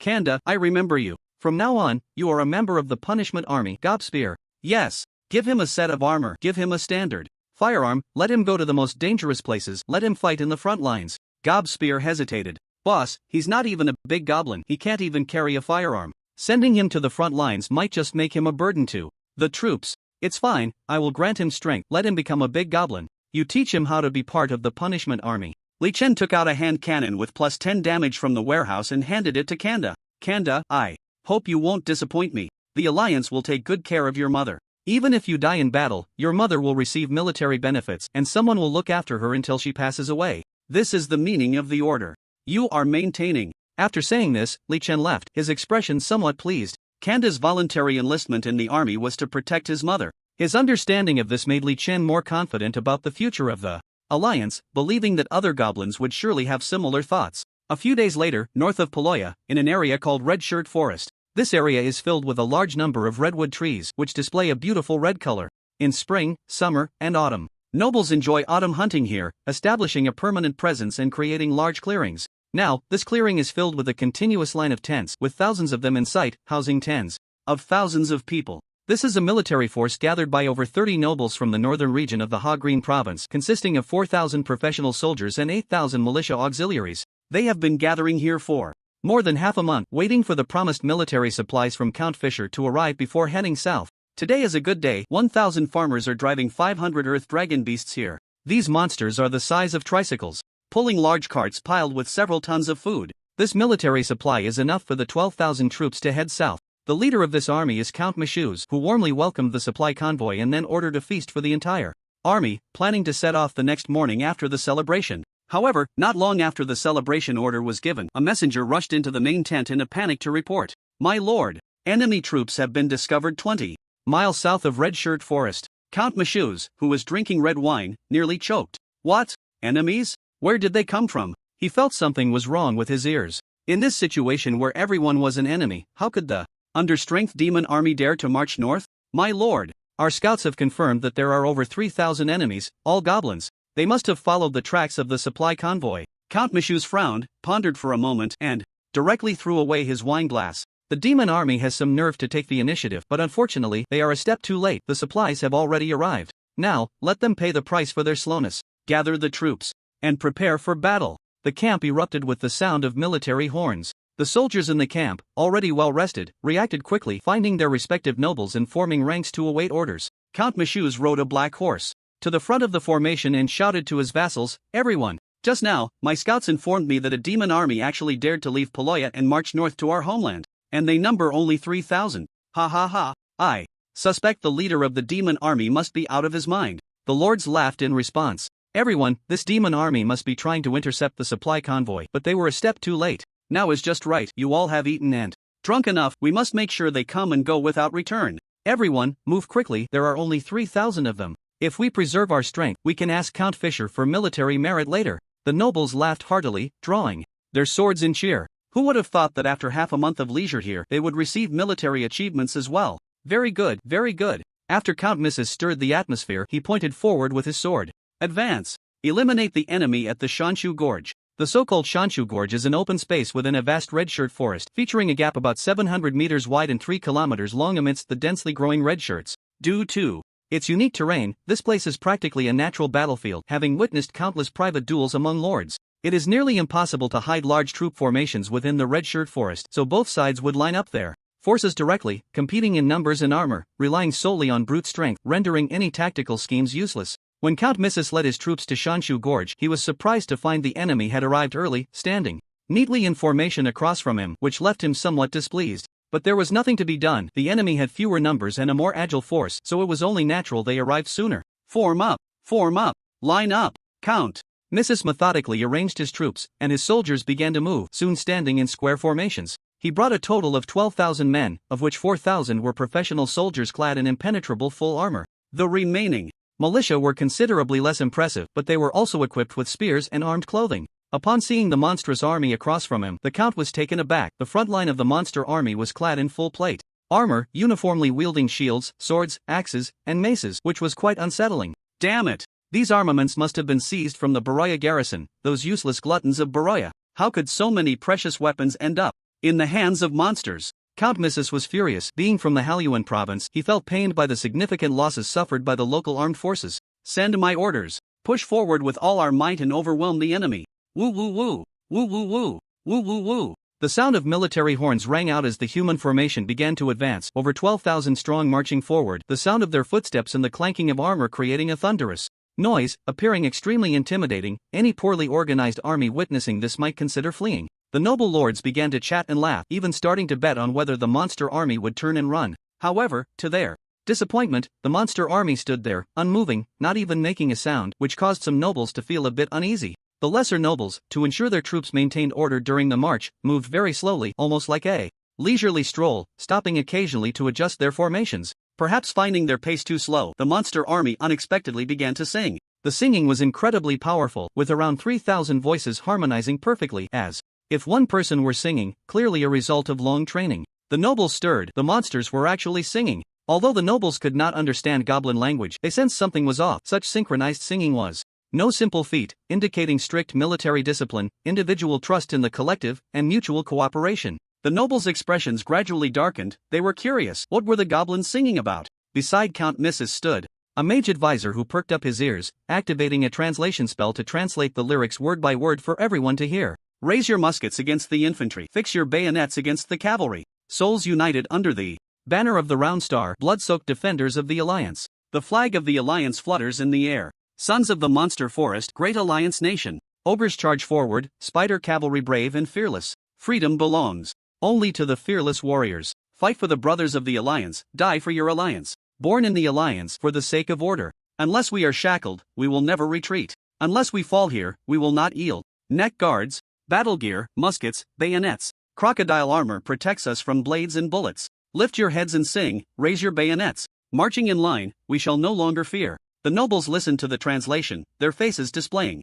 an odd expression. A young noble asked in confusion, "Is this a military song?" The crowd fell silent. Weren't monsters supposed to be chaotic and barbaric? How could they have something like a military song? Count Mrs. snorted coldly. So what if they can sing? My jester can sing too. Look, our troops are advancing, and the enemy will soon melt away like snowflakes. On the battlefield, the human phalanx advanced slowly, their ranks orderly, now within 20 meters. Of the monster army, soldiers on both sides could almost see each other's eyes through the gaps in their visors. Li Chen was in the third row of the formation. Due to his tall stature, he could see the enemy approaching over the heads of the soldiers. Raise shields. He put a whistle in his mouth and began to blow. The sharp sound echoed as other commanders controlling the troops joined in. The whistling resonated throughout the formation, lifting the spirits of those within. In the next moment, soldiers from both sides shouted and collided, the clanging of weapons ringing out. Both sides were armored figures, wearing masks and helmets, clad in full plate armor, with chainmail at the joints. Their weapons were long swords, axes, and maces, making a loud clanging sound, yet very few managed to break through the defenses. Plate armor, once donned, essentially rendered one immune to cold weapon attacks, let alone armor-piercing weapons. What kind of strength could break through plate armor? Shield bashes were ineffective. Plate armor was a hard shell specifically designed to defend against shield strikes, and only a few unfortunate souls were knocked out by heavy maces. The armored figures clashed together, various weapons clanging against each other. In the cramped space of the formation, where people were packed tightly, there was little room to swing weapons, making the efficiency of killing very low. As the battle dragged on, some became desperate, discarding their weapons to grab at the gaps in the enemy's armor, pulling them into their own ranks. Others were toppled over, trampled by dozens of large feet, unable to stand, creating utter chaos. If this continued, the noble forces would rely on their greater numbers to exhaust the stamina of the punitive troops, pin them down, and stab at the gaps with daggers, slowly wearing them down. Fortunately, the punitive troops had access to high-efficiency combat weapons. Li Chen held the whistle in his mouth and began to blow in a special rhythm, and responses from other parts of the formation echoed back. He took out a demolition barrel, lit the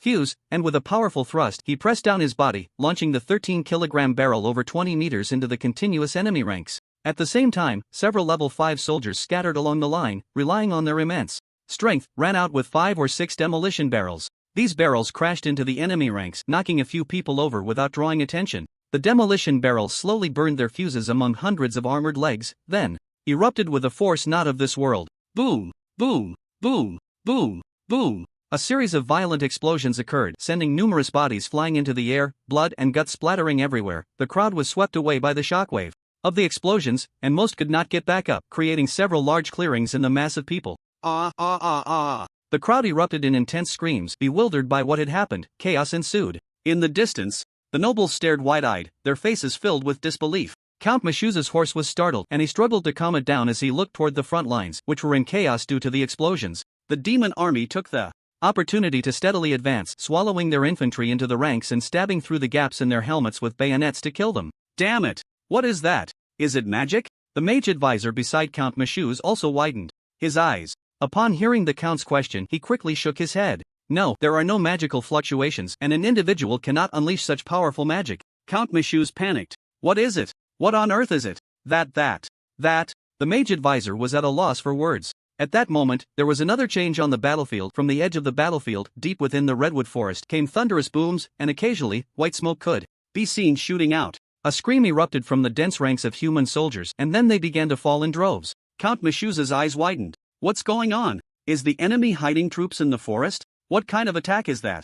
Indeed, before the battle began, Li Qin had hidden the Punishment Army's old 10th Company, armed with firearms, in the forests on both sides, instructing them to launch an attack after the sound of the explosive barrels. Now, the firearms were wreaking havoc, attacking the human infantry from the side. The forest couldn't form ranks, it was all scattered troops. With so many enemies packed together, they didn't bother with orderly firing, it was a direct, indiscriminate rapid-fire assault. The sound of gunfire echoed through the forest, with a barrage of bullets striking the side of the human formation, almost every shot claiming the life of a heavily armored soldier. The new firearms had a rapid firing rate capable of shooting about 10 rounds per minute, and the continuous attacks stirred up waves of screams among the human soldiers. The human soldiers were in a panic, the sound of the firearms was deafening, like thunder. And then, inexplicably, soldiers began to fall without knowing what was attacking them. Fear spread like paint dropped into water, quickly expanding. Another set of explosive barrels crashed into the human formation, sending bodies flying into the air, and their morale finally shattered. A rout occurred, the human soldiers wanted to flee, but those in front wanted to run, while the militia behind, untouched, continued to push forward, and attacks from both sides came raining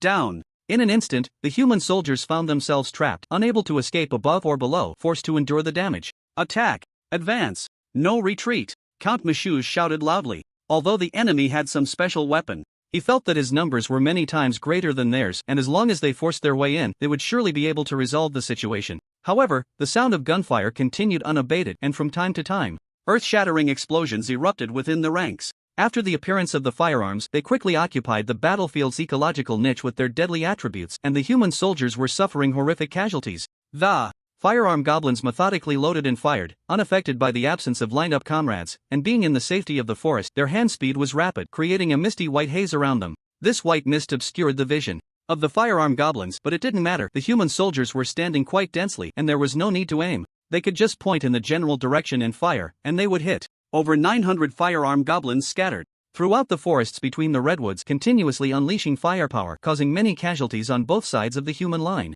After suffering about 10% casualties, the human soldiers' morale had not completely collapsed, but the lords could no longer endure it. If this continued, they would suffer tremendous losses. The mournful sound of the military horn rang out, and the militia in the rear, untouched, began to retreat, followed by over 2,000 heavily armored formations trying to escape. However, over 1,000 heavily armored soldiers and the Punishment Army were caught together and could no longer withdraw. Damn it! Damn it! Count Mizius trembled with rage. In just a short while, he had lost at least over 1,000 of his most precious heavy armored legion, with another 1,000 trapped and unable to retreat. Such losses had wiped out decades of his family's accumulation, and his vassals were on the verge of tears. My lord, one vassal stammered, the demon army has mastered a special weapon. It seems to be true. What should we do? They had learned from Baron Zao and the nobles fleeing from Beroya that the demon army possessed a weapon that sounded like thunder, but their cognitive inertia had led them to ignore such a weapon. Now, they were tasting the bitter consequences. After a moment of changing expressions, Count Mizius ordered, "Retreat first, we will."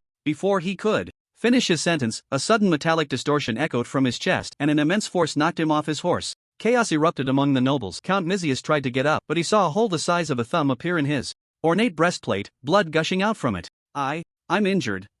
His strength quickly drained away, his eyes rolled back, and he died instantly. In the distant forest, Goblin Bao watched as the human nobles ran in all directions, slowly putting away his large gun. His mission was complete. If it weren't for the noble's splendid armor, he wouldn't have recognized who the human leader was. With the enemy leader dead, the various minor lords began to flee with their troops, leading to a massive rout. The Punishment Army began to steadily eliminate the 1,000 heavy armored enemies who were held back. These enemies were surrounded by the newly formed 25th Company of the Punishment Army, roughly 1 against 3, being hammered down with hammers and axes, the sounds ringing out. If anyone accidentally fell, it was over. Several big goblins would pounce on the enemy, pinning their hands and feet, pulling off their helmets, and stabbing them with daggers. The two sides struggled for about 5 minutes, and the Punishment Army, leveraging their numerical advantage, surrounded the remaining human soldiers. The human soldiers also slowly gathered together, back to back, to fend off the incoming attacks. At this point, both sides were exhausted, panting like dogs, struggling to breathe through their masks. The fighting was tense, heart rates soaring, and after swinging their weapons a dozen times, their lungs felt like they were on fire. However, in this chaotic scene, fewer than 100 had actually died from cold weapons. Both sides had high defense and low attack, making the killing efficiency painfully low. Now that the Punishment Army had surrounded the enemy, they stood there gasping for breath, in a stalemate. But it didn't last long. The gun-wielding goblin pushed aside the comrades in front of him, stepped to the front, and aimed at the clustered human soldiers. To fire. The sound of gunfire echoed through the encirclement, and the human soldiers were ruthlessly shot down. The armor designed to counter cold weapons was no different from tofu in front of the firearms, pierced through with a single thrust. Human soldiers fell like snowflakes, and with each gunshot, someone dropped, filling them with immense fear, prompting them to shout and attempt to break out. But now the encirclement was completely blocked, and neither side had the strength to push through. The gun-wielding goblin aimed over his comrade's shoulder, pressing the gun's muzzle against the enemy's face to shoot, causing human soldiers to dissolve like snowflakes. 20 minutes later, the surrounded 1,000 heavy armored soldiers were annihilated. Li Chen shouted loudly, "Everyone, form up!" The military whistle sounded again, and the soldiers, dragging their weary bodies, formed into ranks. With a wave of his hand, Li Chen led the troops steadily in the direction the enemy had retreated. The recent battle had only taken out a portion of the enemy's elite, the main force was still intact, and the strategic mission was not yet complete. Once Li Chen organized the troops, he began the pursuit, chasing for over 10 kilometers but catching no one. The main enemy had fled half an hour earlier, and they were out of reach, but it didn't matter. Li Chen knew the enemy was running ahead, and he didn't seek to catch up, just to scatter them would suffice. The more scattered the enemy troops became, the harder it was to regroup them. However, Li Chen did not dare to let up on the pursuit, fearing the enemy might counterattack. So the troops maintained their formation, which slowed their speed considerably. Li Chen led the chase for over an hour when a convoy appeared ahead. The convoy was moving very slowly, leaving behind a large number of tire tracks that clearly indicated they were carrying very heavy goods. The farmers in the convoy, seeing the demon army closing in, shouted in panic and ran away, leaving behind 500 massive trailers pulled by earth dragons. Li Chen rushed over to take control of the trailers, while the 500 earth dragons leisurely grazed in place. Earth dragons were native creatures of this other world, resembling extinct dinosaurs, covered in scales, with very sturdy limbs, about the size of a tricycle, possessing great endurance and strength, and a broad diet that made them easy to raise. These animals were excellent for both hauling goods and plowing fields, and their presence had completely pushed cattle out of their ecological niche.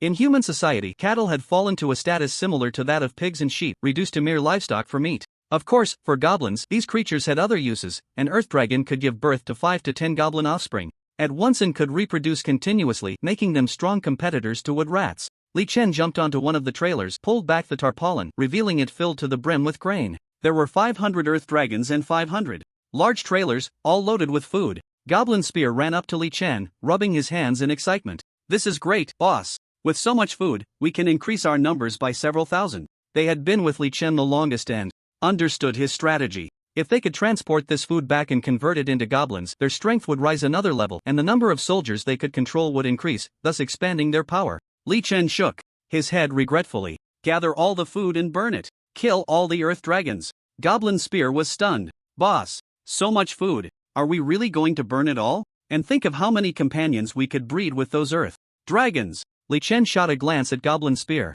"Goblin Spear, have you forgotten our strategic objective for coming here? We came to eliminate the enemy troops in one direction, not to gather supplies. Remember the mission." Goblin Spear shrank his neck. Fine, greed had clouded his mind just now, and he hadn't thought it through. The enemy's main force was still present. They needed to be light on their feet and couldn't carry heavy supplies. As for splitting the troops and bringing the earth dragons back, that would require at least 1,000 men. If they were discovered by the enemy on the way back to the city, it would be disastrous. Goblin Spear felt heartbroken but still obeyed the order, directing the troops to herd the earth dragons together and then shooting them with firearms aimed at their necks. The poor earth dragons, unaware of anything, died in the struggle for the interests of the bipedal beasts, ascending to the earth dragon star. The grain was piled together, and 10 incinerator goblins gathered their fireball spells, throwing them into the pile of food, which quickly ignited into a roaring fire that engulfed the grain and the bodies of the earth dragons. "What a pity, what a pity!" Goblin Spear lamented, slapping his leg in distress. At that moment, Kanda, now dressed as a firearms soldier, approached him from behind, puzzled and asking, "Captain, why are you so upset?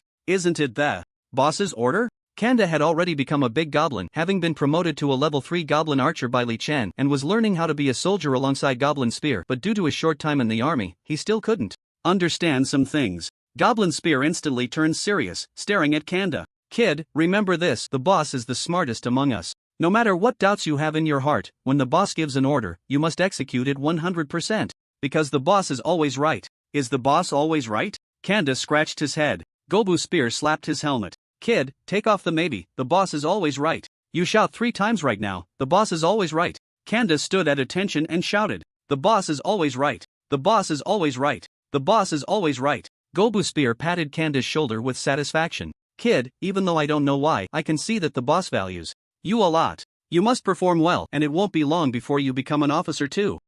Can I really become an officer? Kanda's tone was a bit unnatural. To him, every officer was stronger than him, someone he had to look up to. His white moonlight. Could he really become an officer? Gobu's spear slapped his helmet again. The boss said, "A goblin who doesn't want to be an officer isn't a good goblin. All goblins should strive to be officers. Shout 3 times 4. Me, I want to be an officer." Kanda stood at attention again and loudly shouted 3 times that he wanted to be an officer. Gobu's spear was very pleased. He drew the sword bestowed by Li Chen and waved it in front of Kanda. "See this? This is what the boss gave me when I became a camp leader. It's beautiful, do you want it?" Kanda's eyes were fixed on the sword. It was the most magnificent item he had ever seen. "I want it. I want it. Wanting it is right. Work hard. For me, obey military orders, and strive for military achievements. When you become an officer, the boss will reward you with a sword too." Gobu's spear was even more satisfied. The boss loved proactive people, and he remembered that Gobu ran that guy who just said what he wanted and rushed to take credit for achievements.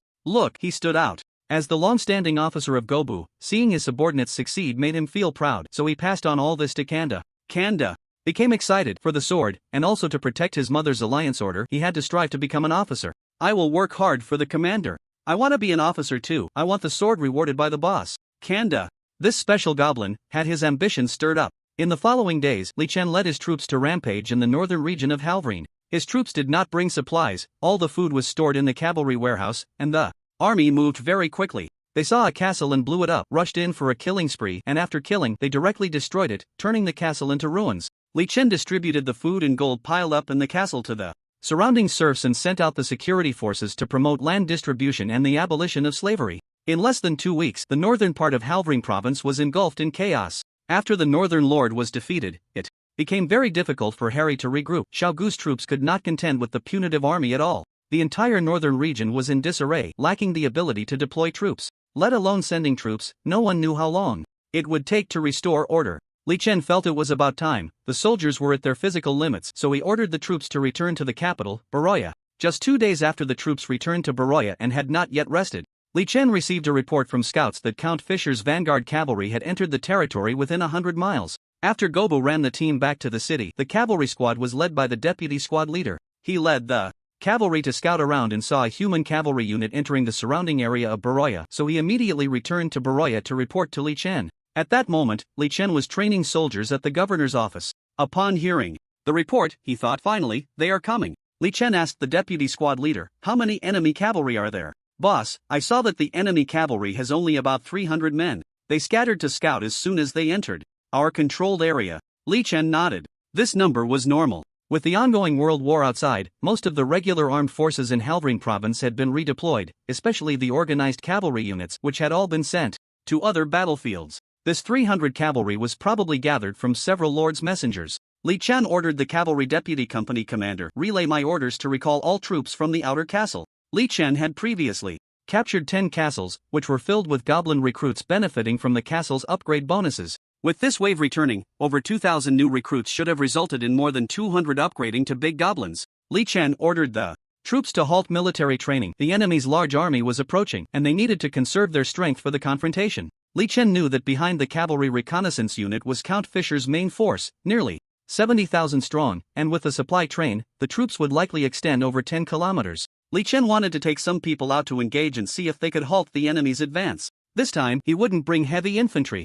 Only the old 10th Company of the Punishment Army, firing their guns and then retreating, focusing on guerrilla warfare. However, he was currently unaware of the enemy's large force situation and needed intelligence support. Li Chen instructed the cavalry deputy company commander, "Disperse your cavalry to scout the enemy's large force situation, split into several routes, and see if you can sneak into the enemy's rear to find their supply train." The deputy company commander stood at attention and saluted before leading his troops out to scout. Li Chen took out the monster meat stored in the warehouse and distributed it to the soldiers of the old 10th Company of the Punishment Army. This was all crocodile meat, a delicacy for goblins. The old 10th Company of the Punishment Army was exhausted. They had just rushed back from the north with Li Chen, their legs nearly broken, and after only 2 days of rest, they were to strike again. Li Chen distributed the meat to allow the old 10th Company to rest well, as the cavalry would return with intelligence in a few days. Li Chen began patrolling the city, mainly inspecting the city walls. The walls of Poloya were very high and thick enough for horses to run on. It was the largest and most prosperous existence in Halvrine.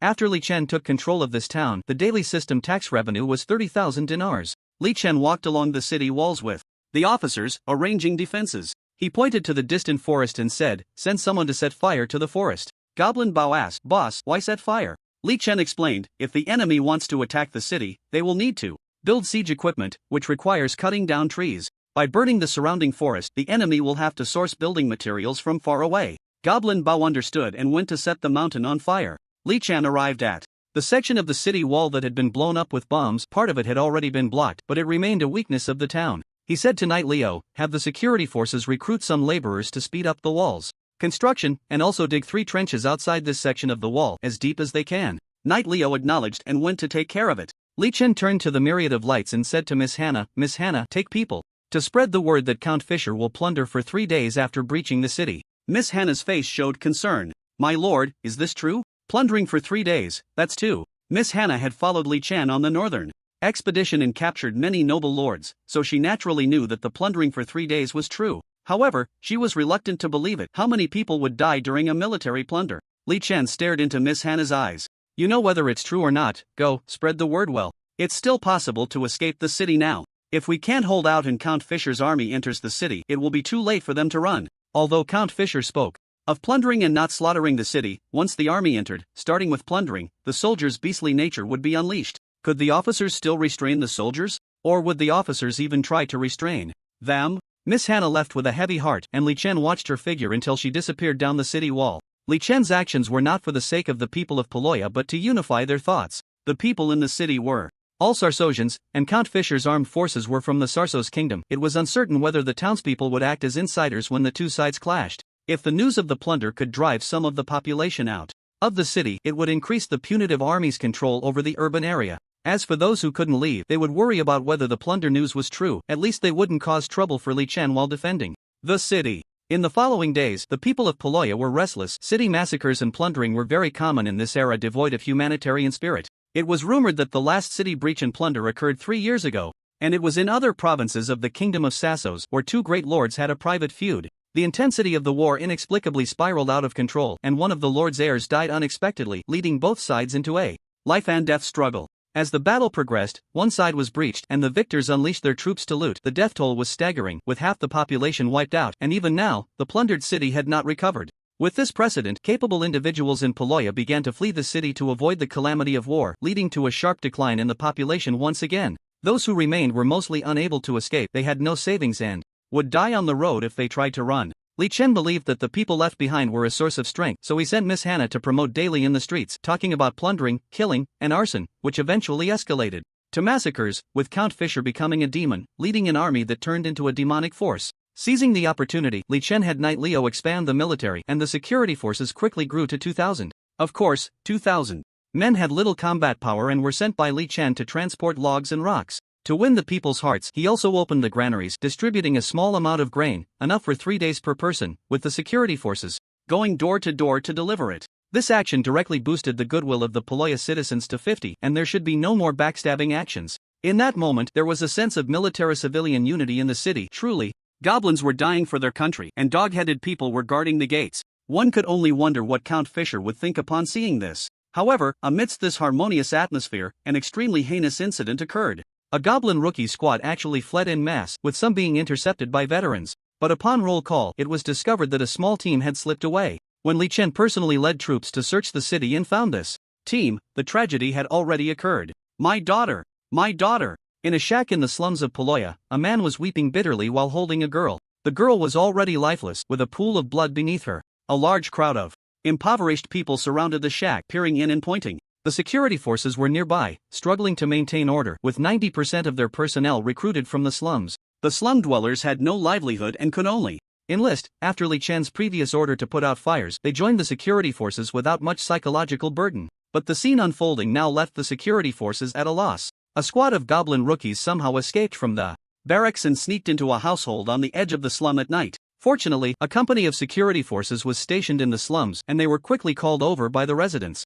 However, by the time the security forces arrived, it was too late. Everything that should not have happened had already happened. The security forces could only corner the 10 goblin rookies against a wall, blocking their escape, but they had no idea what to do next. To put it bluntly, they were now like a bunch of cowards. How could they dare to act against the master's household? So now, with over 100 of them, they could only trap the 10 goblin rookies in the corner, yet no one dared to take action. Of Course, the 10 goblin rookies were terrified, huddled in the corner, afraid to move. The surrounding impoverished people were furious. This was too heinous, and people kept shouting to kill them. The security forces didn't dare to act. Their current identity was quite awkward, and they were very afraid. If they killed these 10 goblins, would they be shot by the demonic army? Although the performance of the demon army after entering the city was more merciful than that of the most benevolent lord, a demon is still a demon. For thousands of years, people have perceived demons as cruel, tyrannical, and chaotic beings. Therefore, the local security forces did not dare to take action. Instead, they surrounded the goblin recruits, becoming a shield to protect these 10 guys.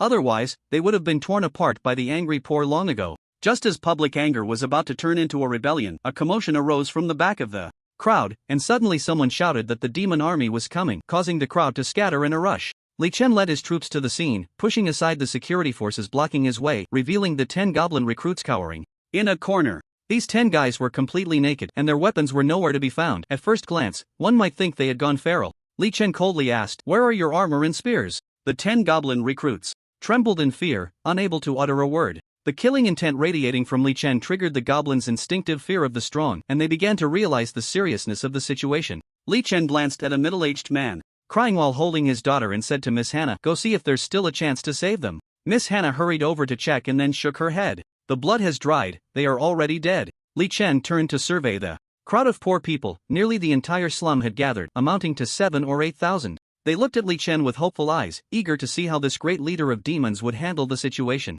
The poor were indeed the foundation of Li Chen's support in Beloya. Previously, he had ordered fire rescues, gaining considerable goodwill among the impoverished. Li Chen would not sacrifice his support base to shield a few guilty soldiers. Moreover, military law is merciless. Goblin Bao approached Li Chen and whispered, "My lord, I found out." The matter was quite simple. Li Chen had led his troops north, drawing away all the elite veterans from the Punishment Army's old 10th Company, which resulted in lax supervision of the recruit camp. The makeshift wooden fence Li Chen ordered to be built was unstable, and the recruits would often peek through the gaps, seeing the bustling crowd outside, which made them restless. Goblins, as everyone knows, can't help but succumb to their desires over time, and eventually, this restlessness reached a breaking point, leading to a mass escape of an entire company. They split into several groups, trying to sneak out, but a few were intercepted by the patrolling goblins. However, one group accidentally slipped through the wall, resulting in this calamity. Li Chen hated that goblins could not control their desires. Such loss of control was devastating to the establishment of order. Therefore, whenever such incidents occurred, he would deal with them severely.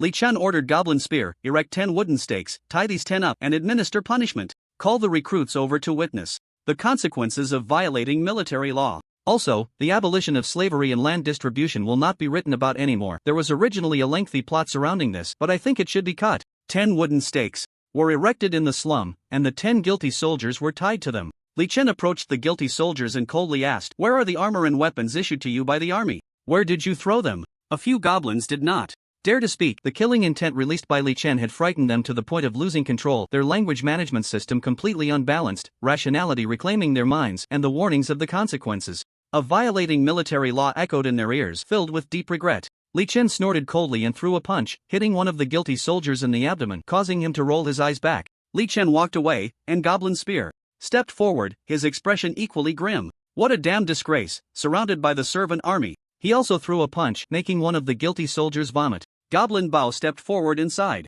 "Alas, I don't blame you, there are too many temptations here. If it were in the Alliance territory, there wouldn't be so many things to lure you into making mistakes, alas." Goblin Bao threw a punch. Next, the commanders of various troops brought the new recruits to spar. At first, the 10 guilty soldiers still had some semblance of humanity, but later they became nothing more than goblin meatballs, ready to be tossed into a hot pot. Don't think the punishment ended there. An entire new recruit company had escaped. Li Chen ordered that all the soldiers of this new recruit company be dragged to the slums, lined up against the wall in front of thousands of impoverished people, and then executed in mass. The goblin captain in charge of managing the new recruit company was stripped of his officer status, and all the instructors of the new recruit company received a collective reprimand, with all rewards for this campaign revoked. On the other hand, the security troops that had blocked the guilty soldiers received commendations, each awarded 10 silver coins. A series of rewards and punishments fell, causing all the officers in the training camp system to suffer consequences, resulting in a scene of despair. Kanda stood among the crowd, watching the guilty soldiers turned into meatballs, his face filled with shock.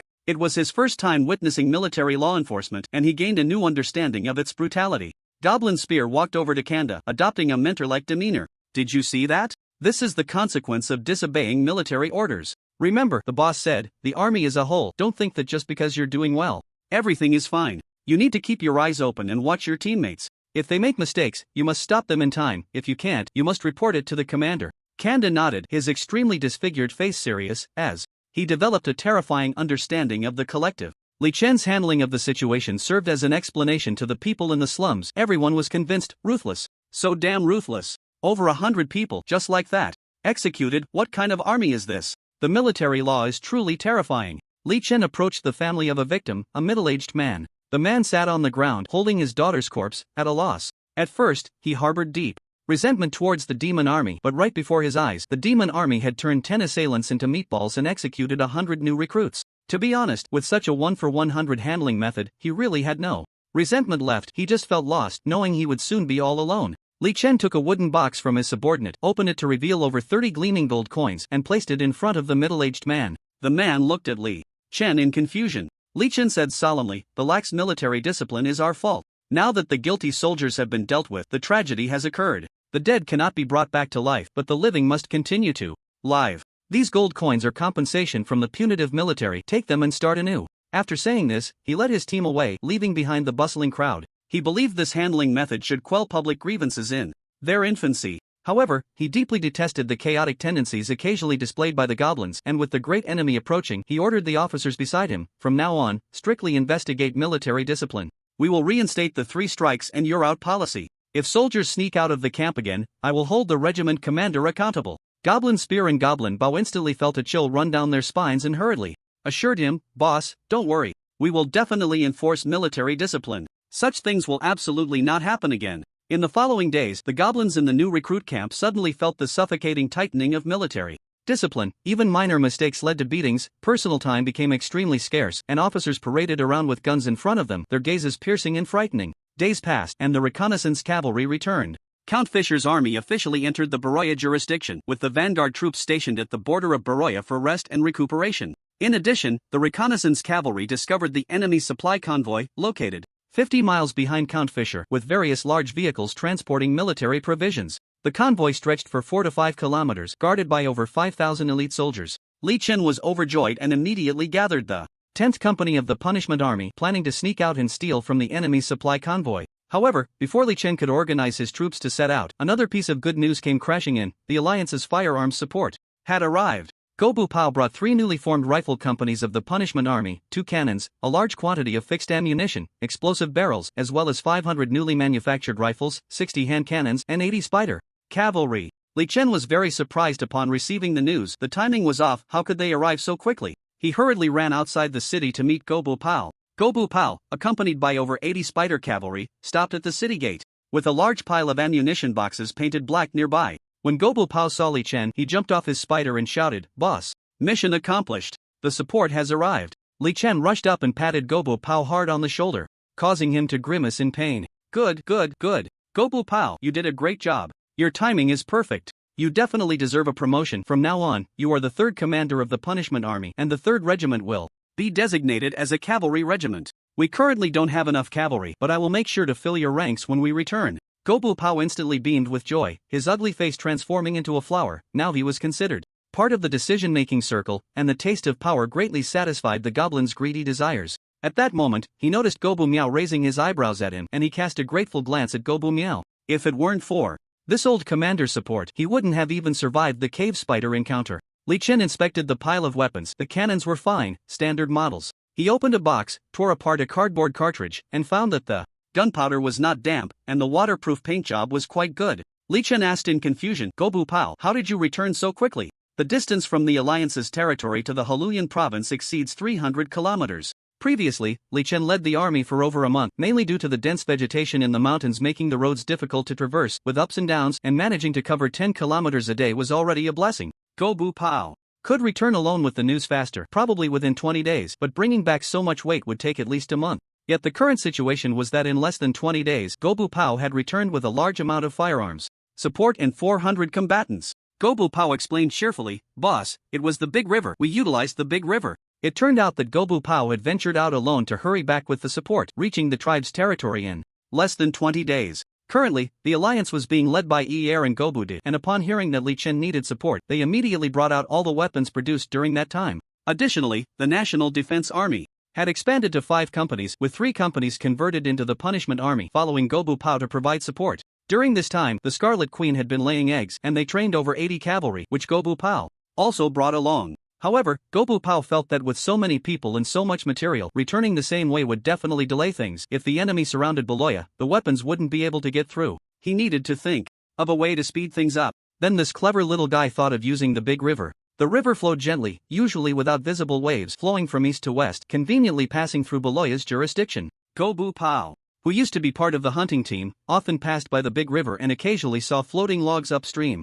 He thought, if they could build rafts from the wood and float down the river westward, wouldn't they be able to march day and night without rest? This clever little guy immediately gathered all the carpenters in the alliance to help him cut down trees and make rafts. More than 10 days later, over 100 simple wooden rafts were completed, filled with supplies and personnel, and pushed into the water, then headed westward. The raft convoy traveled day and night, and in less than 5 days they covered a distance that usually took over 30 days. If it weren't for the time spent building the rafts, they could have delivered the support even faster. After hearing Goblin Run's account, Li Chen couldn't help but break into a sweat, thinking to himself that this Goblin kid was really bold, daring to transport troops using rafts. Didn't he fear that the rafts might capsize? Fortunately, luck was on his side, and such an incident did not occur. The support was successfully delivered. This also served as a reminder for Li Chen that the river flowed from east to west, providing a shortcut into the human kingdom. In the future, if he wanted to raid the human kingdom, he could quickly reach it by making rafts. However, the rafts could only be used once. After floating downstream, they would have to be abandoned, and then they would have to return to the alliance on foot. With the new support, Li Chen felt more confident about the raid on Count Fisher. He first distributed the surplus firearms to the goblins, allowing them to stay in the city for training, to learn how to use the firearms as quickly as possible, and then he led 1,200 penal troops armed with firearms and 100 mounted spiders out of the city in grand fashion. The army marched westward, and to increase the troops' mobility, Li Chen brought no supplies except for 6 cannons. Not only did he not bring supplies, but he even ordered the penal troops to discard their armor and helmets, abandoning all protective gear for a truly light deployment. With the advantage of light marching, the troops advanced for 2 days and encountered the enemy's main force 80 miles west of Beloya. Count Fisher was indeed the second largest military noble in Beloya. Their reconnaissance units had long discovered Li Chen, and by the time he arrived, they had already formed their battle lines. Thousands of flags flapped loudly in the wind, and tens of thousands of heavily armored soldiers stood in neat rows across a battlefield spanning 3 kilometers, their long spears pointing skyward, reflecting sunlight that was blinding. The location where the two sides met was a vast field of young wheat, lush and green. When the wind blew, the tender wheat swayed like waves, and the terrain was very open. What a pity, such a good wheat field, what a shame. Li Chen sighed and ordered the troops to deploy. This time, he did not adopt a loose line formation but instead concentrated the soldiers into a square formation, guarding around the 6 cannons. He did not intend for the soldiers to engage in close-range shooting, as getting entangled with the enemy would be disastrous. His purpose here was to harass the enemy, and distant bombardment would suffice. Goblin Run had already taken the cavalry and 10 incinerator goblins, carrying oil to make a wide circle, preparing to attack Count Fisher's supply convoy from the rear. What Li Chen needed to do was to strike Count Fisher head-on, leaving him no time to manage his rear, thus creating an opportunity for the ambush troops. After the enemy army formed their battle lines, they began to advance steadily, with heavily armored infantry holding long spears at the forefront, approaching slowly from 1,500 meters away. Li Chen kept his eyes on the distance of the enemy formation, and when they reached 1,200 meters, which was within the cannon's range, he ordered the artillerymen fire. The artillerymen aimed their cannons at the enemy formation, ignited the fuses, and the booming sound of cannon fire erupted. 6 standard projectiles shot out at high speed, tracing a graceful arc in the air, before crashing into the enemy formation. The shells carried immense kinetic energy, instantly plowing a bloody path through the enemy ranks. Their plate armor was as fragile as paper against the shells, limbs flying and blood splattering everywhere. The cries of agony erupted from the enemy's heavily armored infantry, and with a single round of 6 shells, at least 20 people were killed, while many more had their thighs shattered by the shells, lying on the ground and wailing in despair. The situation at the front line was reported to Count Fisher by the cavalry. Count Fisher and several noblemen, riding on horseback, listened to the cavalry's report, and the nobles became agitated. The enemy actually had weapons capable of attacking from over a kilometer away. What were they to do? Even the great mages couldn't attack enemies at such a distance. My lord, what should we do? A young nobleman asked anxiously, the emergence of this new weapon making these traditional military nobles uneasy. What are you panicking for? Count Fisher scolded loudly. The enemy's weapons may have a long range, but their power is average. A single round of their attack can only kill about 20 of our soldiers. Don't forget, we have 70,000. I could have 70,000 stand there for the demon army to kill. How long would it take them to kill that many? Upon hearing this, the other nobles calmed down. Losing a few hundred men was just a drop in the bucket for an army of 70,000. A young man who bore some resemblance to Count Fisher stepped forward and said, "Father, there is a forest on the enemy's left. I am willing to take the cavalry around through the forest on the left and launch a surprise attack from the flank." This young man was Count Fisher's second son, Kes, a handsome lad. His elder brother, the first son of Count Fisher, had gone to another battlefield to earn military merit, which made him quite displeased. He also wanted to achieve military accomplishments, so he took the initiative to volunteer to lead the cavalry in a charge against the enemy. Count Fisher hesitated for a moment before nodding. "All right, but you must wait until the infantry gets closer before launching your attack," Count Fisher reminded him, fearing that his son might be killed by the special weapons during the charge. Kes was overjoyed and immediately left the tent, calling for his 400 cavalry to prepare to set off. These cavalrymen were not all from his family but a mixed cavalry unit composed of retainers and messengers from various lords.